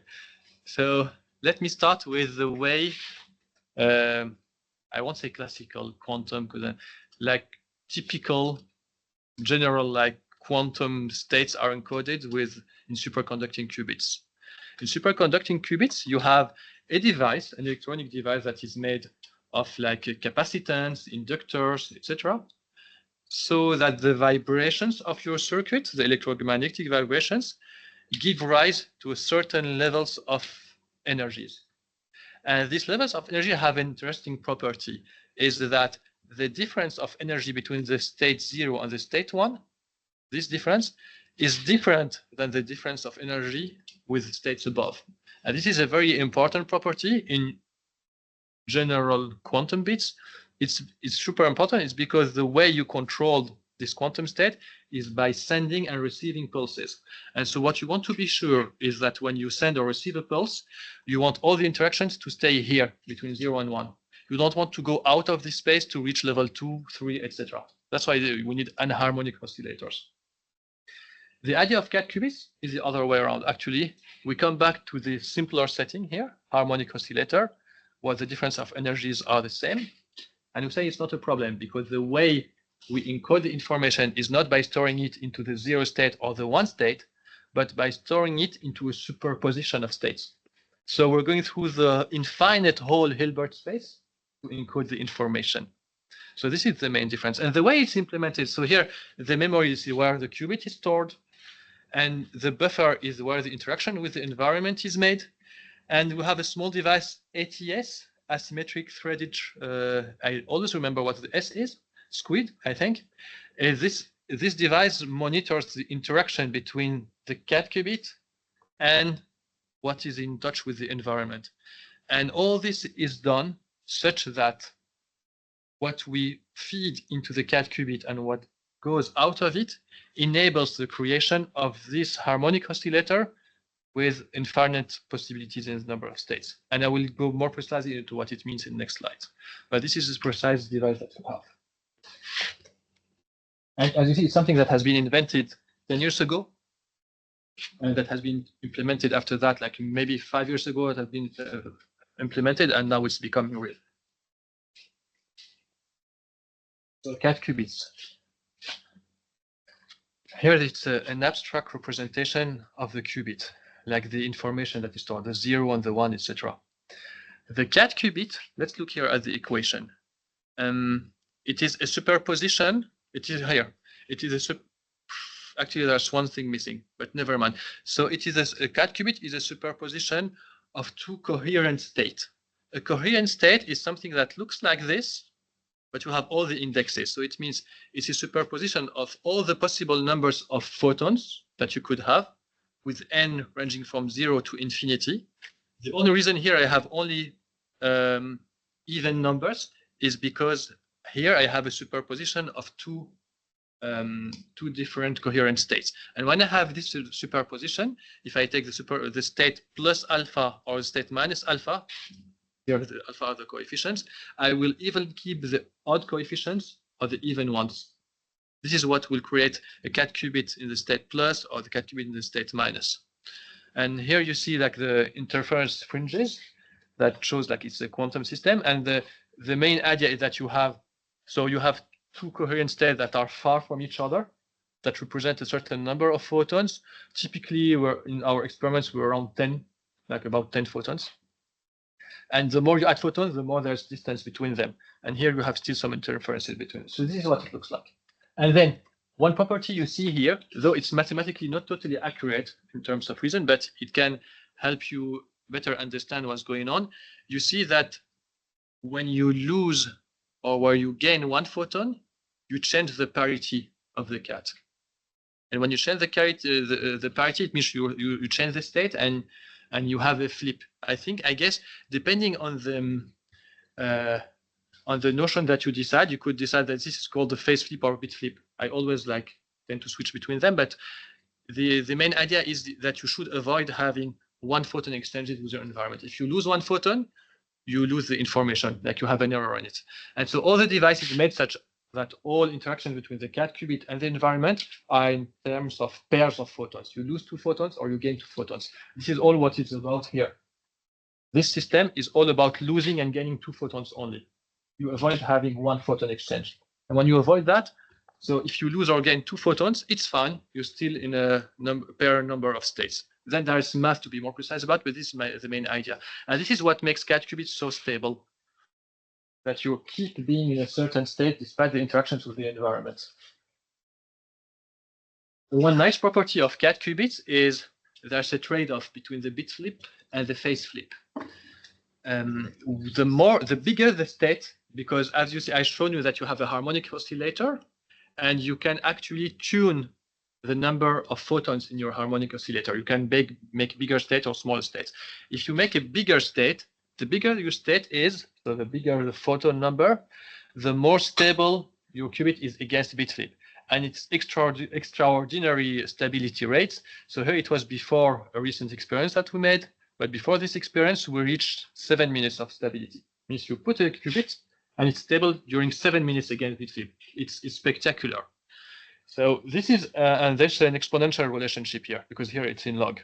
So every 1 photon you add, you multiply by a certain amount the bit flip. And the most recent experiment, we reached more than 1 hour. And we hope to do better. So this is on the bit flip. On the phase flip, what happens, so this is the other way around. This is actually there's a price to pay when you augment the number of photons. You also have more phase flip. But the good news is that the phase flip rate increases only linearly. So you gain much more by adding a number of photons than what you lose with the phase flip. And so you try to take it to the maximum as much as possible, so that you only need to care about phase flip, and bit flip is not a problem anymore.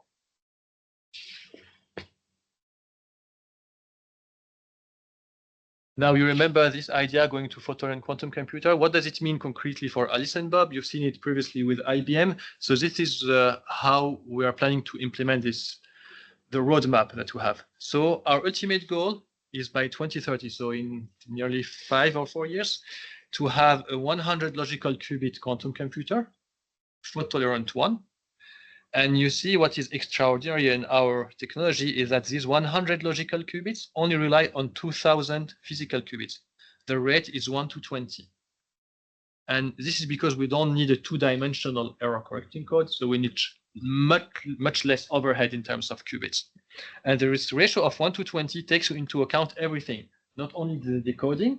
If you look actually, if you want to know what is the decoding rate here, it's mostly 1 to 4. So like 100 logical qubits would need about, the underlying code would be about 400 physical qubits, if I'm not mistaken. We're using an LDPC code to do it.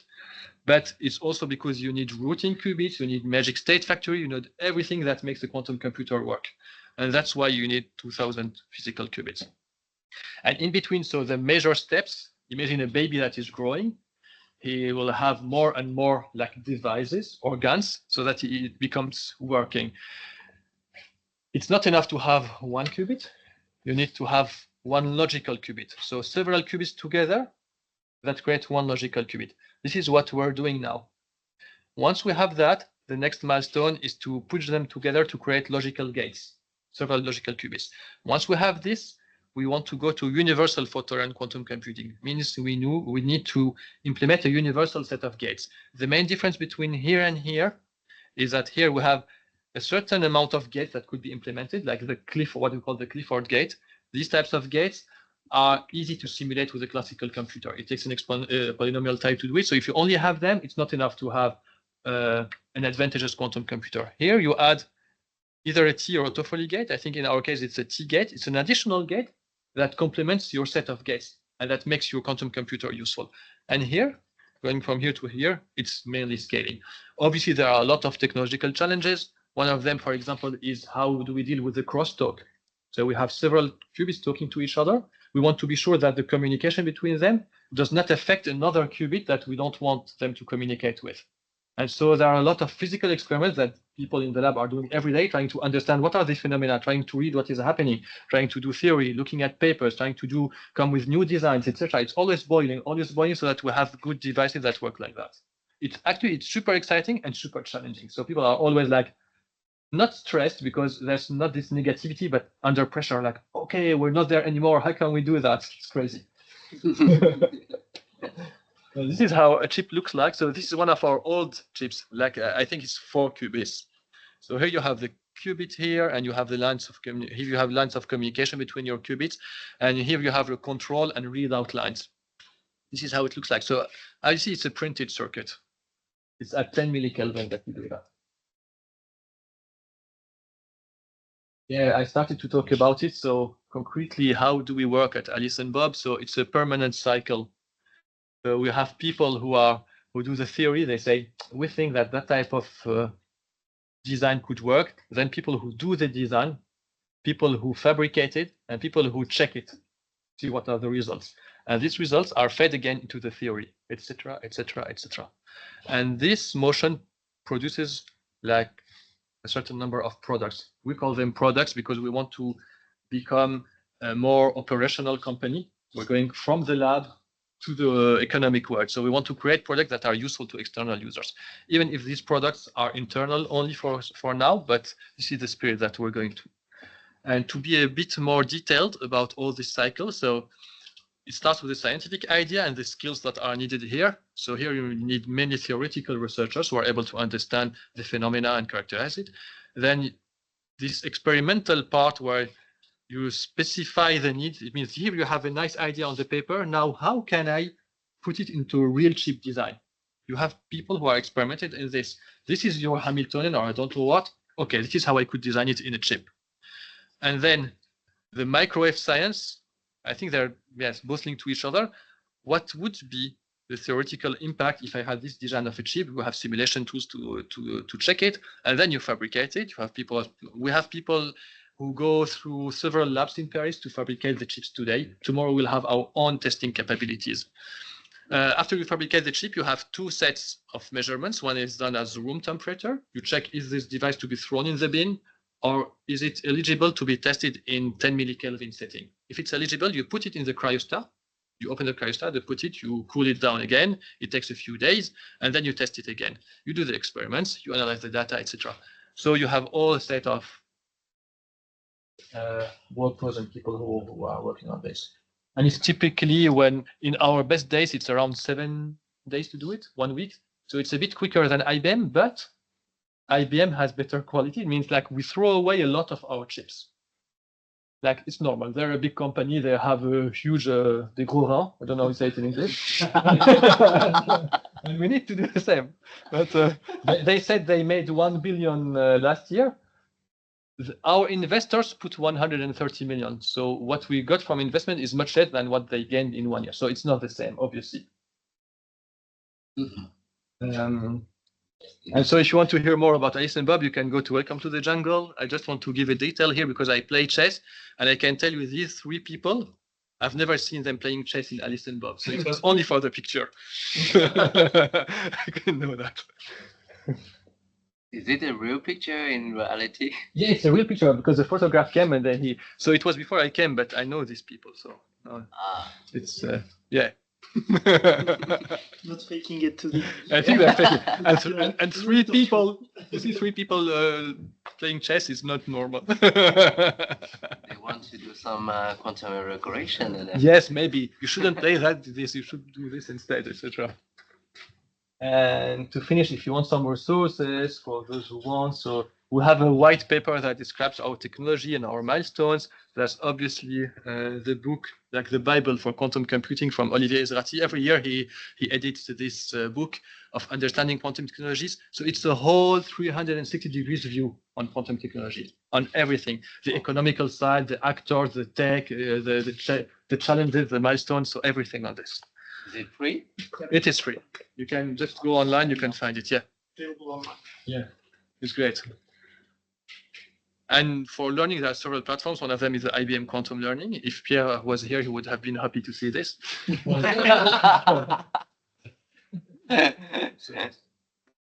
And that's it. And it's also a fake picture because that guy is in the business team. He's not a scientist.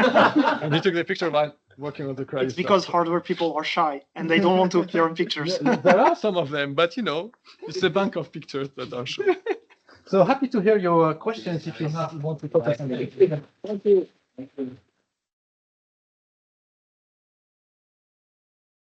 I have a question maybe more general on Alice and Bob. You presented a lot of the hardware side. Yeah. And of course, like the vision of Alice and Bob is to have like photo-run quantum computing, but you also have people working on application and algorithms, right? Yes, so how do you reconcile these two? Are these also photo-run type algorithm you're developing, or is it in between? Or yes, we're only working on fault-tolerant algorithm because we does not have the bandwidth to focus on something else that we do not consider at least useful for us for our applications of our chip. Yeah. I have one question. Yeah. So Alice and Bob has a very long TX time, right? But very short for the TZ.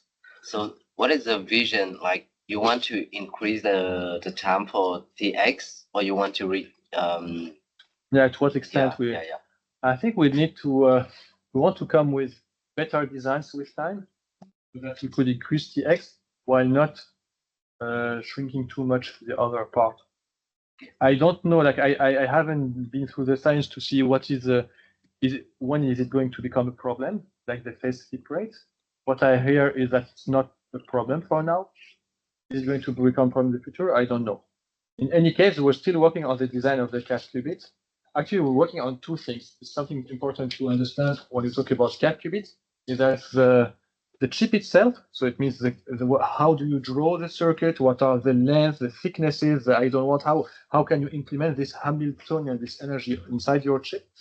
And there's also the protocols of controlling the chip.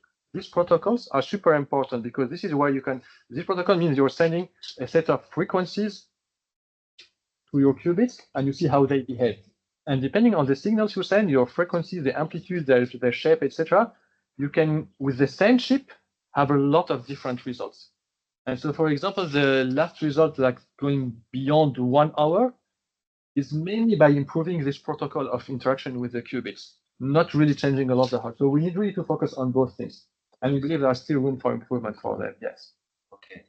So as you saw that the helium one for the helium, helium, you are proceeding. So when are you planning to finish this? Like maybe this year, the next year, or in a few years?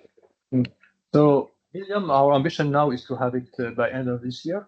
Okay. Actually, we already have a prototype of helium. It's just that we still want to improve the way it works. We're not happy yet with the degree of connectivity, with the performances, so we still need to iterate on them and to improve them. You said end of this year, like in a month? Yeah. Okay. That's why I'm telling you that we already have it. Just we're okay. Yeah. Just checking. Yeah, because we couldn't do something in 1 month. I hope you have a prototype. We have it, and actually, it's not a public commitment. The only public commitment is to have in 2030 100 logical qubits. All the rest we didn't put any dates because we know there could be a lot of things that could happen in between. And so maybe at the end of the year they will say, no, finally it will take us 6 additional months. It's fine. We're fine with that because there's no commitment around that. I have a question about the order of magnitude of how long it takes to apply a qubit cap. I heard once 500 nanoseconds. Like 1 gate would be 500 nanoseconds. And so when you took into account error correction, it would be around 10 microseconds for logical correction. Orders of magnitude I have in my head. Since you only have to manage one kind of errors, you may use, in fact, classical error correction. Exactly. Okay, but you just ignore all the X part and you will not perform quantum error correction relying on the subtleties of having to manage both the X and Z errors. Yes, we won't need to manage both errors. However, we still need to be cautious about the way we implement it because we cannot, for example, measure 1 qubit alone. In classical error correction, you can do it. Yes, but so you adapt. However, the main idea, so the LDPC code we're using, you can express it in classical terms because there's only one dimension to care about. Which one are you using, if you can say that? Or... It's public. It's published, but I don't have in mind. I can't tell you which one exactly, but you can have a description. What I said earlier, actually, I would invite to look at the references where publications are from Diego Ruiz, one of our PhD in, because this is how I would look if I wanted to find it. And probably it would be in the paper that describes how we reach shore with 100,000 from Eli? So it must be Eli and Diego, I guess. Hope I'm giving you the right path to find it. Because sometimes I try to. You can ask Eli too. Yeah, so it's fine. He doesn't. Yeah. Ah, j'avoue. Il a dit il y a beaucoup les. Beaucoup d'Espagnols. Comment? Il n'y a pas beaucoup d'Espagnols. Il y a beaucoup d'Espagnols. Other Spanish people. There are a lot of Italian people who don't. But Spanish. This is recorded. You can ask whatever you want. It's a safe place. So I have one question. Do you have a platform for learning? So we had, but now it's not where we withdrew it. We had access to our by the cloud to our chip, our previous chip that is Boson 4, where there was just one qubit, actually just to test the performances, how it scales, etc. But now that it's retired because we're preparing for helium, and we will decide on the strategy if we put it on the cloud or not. So it's I'm thinking of this, and there was a documentation around that. So maybe it's an entry point, because if you Google like Felis, F-E-L-I-S, like Felix, but an S instead of X, you may find some documentation around our technology. It's a possible starting point I'm thinking of. Otherwise, our white paper, but it's for a more general audience, but still it could be interesting. Yeah. So there are a lot of people are looking for a job. Yes. So what kind of position that Alice and Bob are looking for now? Okay. So I may refer again to this here.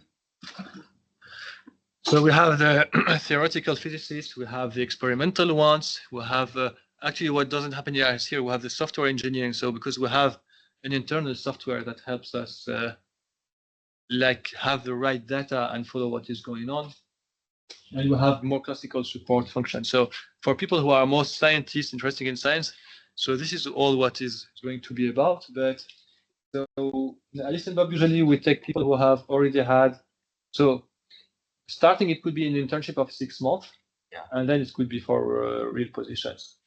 And like what gives you most probability to have it is by having already existing connections with you, because I don't know, you already work with someone who trusts you and can say this guy is great. Look, you should talk with him.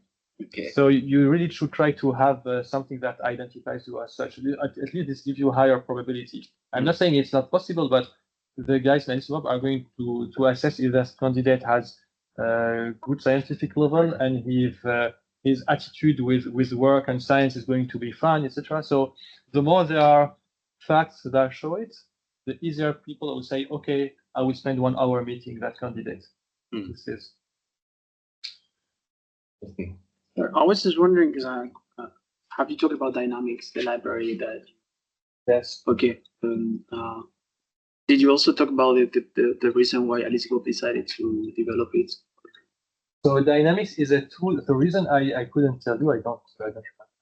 But Dynamics, just to say what to everybody, is a tool that simulates what is supposed to happen with the chip. So it simulates the behavior of the Hamiltonian, etc., within a certain chip. But I myself don't know a lot about it more than what I'm telling you. So. No, I was asking if there was a particular reason for the company to decide to invest resources in launching this platform. If it's something for the students, or if it has some commercial value for you. So the only commercial value for us is that it makes people know us, and see the seriousness that we have, etc. We're not intending to sell anything out of it. Yeah, commercial value in quantum is difficult to define. But... Yeah. It was more of a, yeah, I don't know. You had some specific reason for the launch, but No, because actually I don't know because it has been launched way before I joined Alice and Bob, so I don't yeah, have it's, it. it's Sorry. I have it asked. Yeah. okay. Thank you. So any more questions? Okay, so I think we can wrap up. Thank you for Thank this you all very for nice. listening. It was a pleasure. Yes, very nice presentation.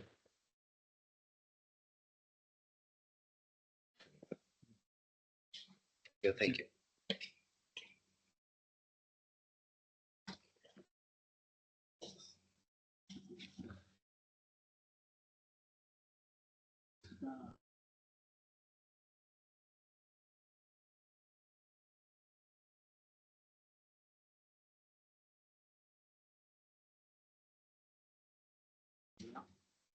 Et monter un projet pour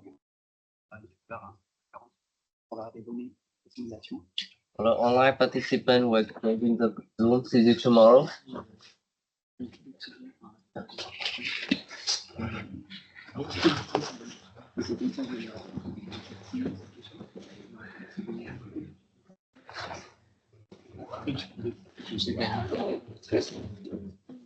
Vous deux, toi tu vas partir ce soir? Je repars demain matin.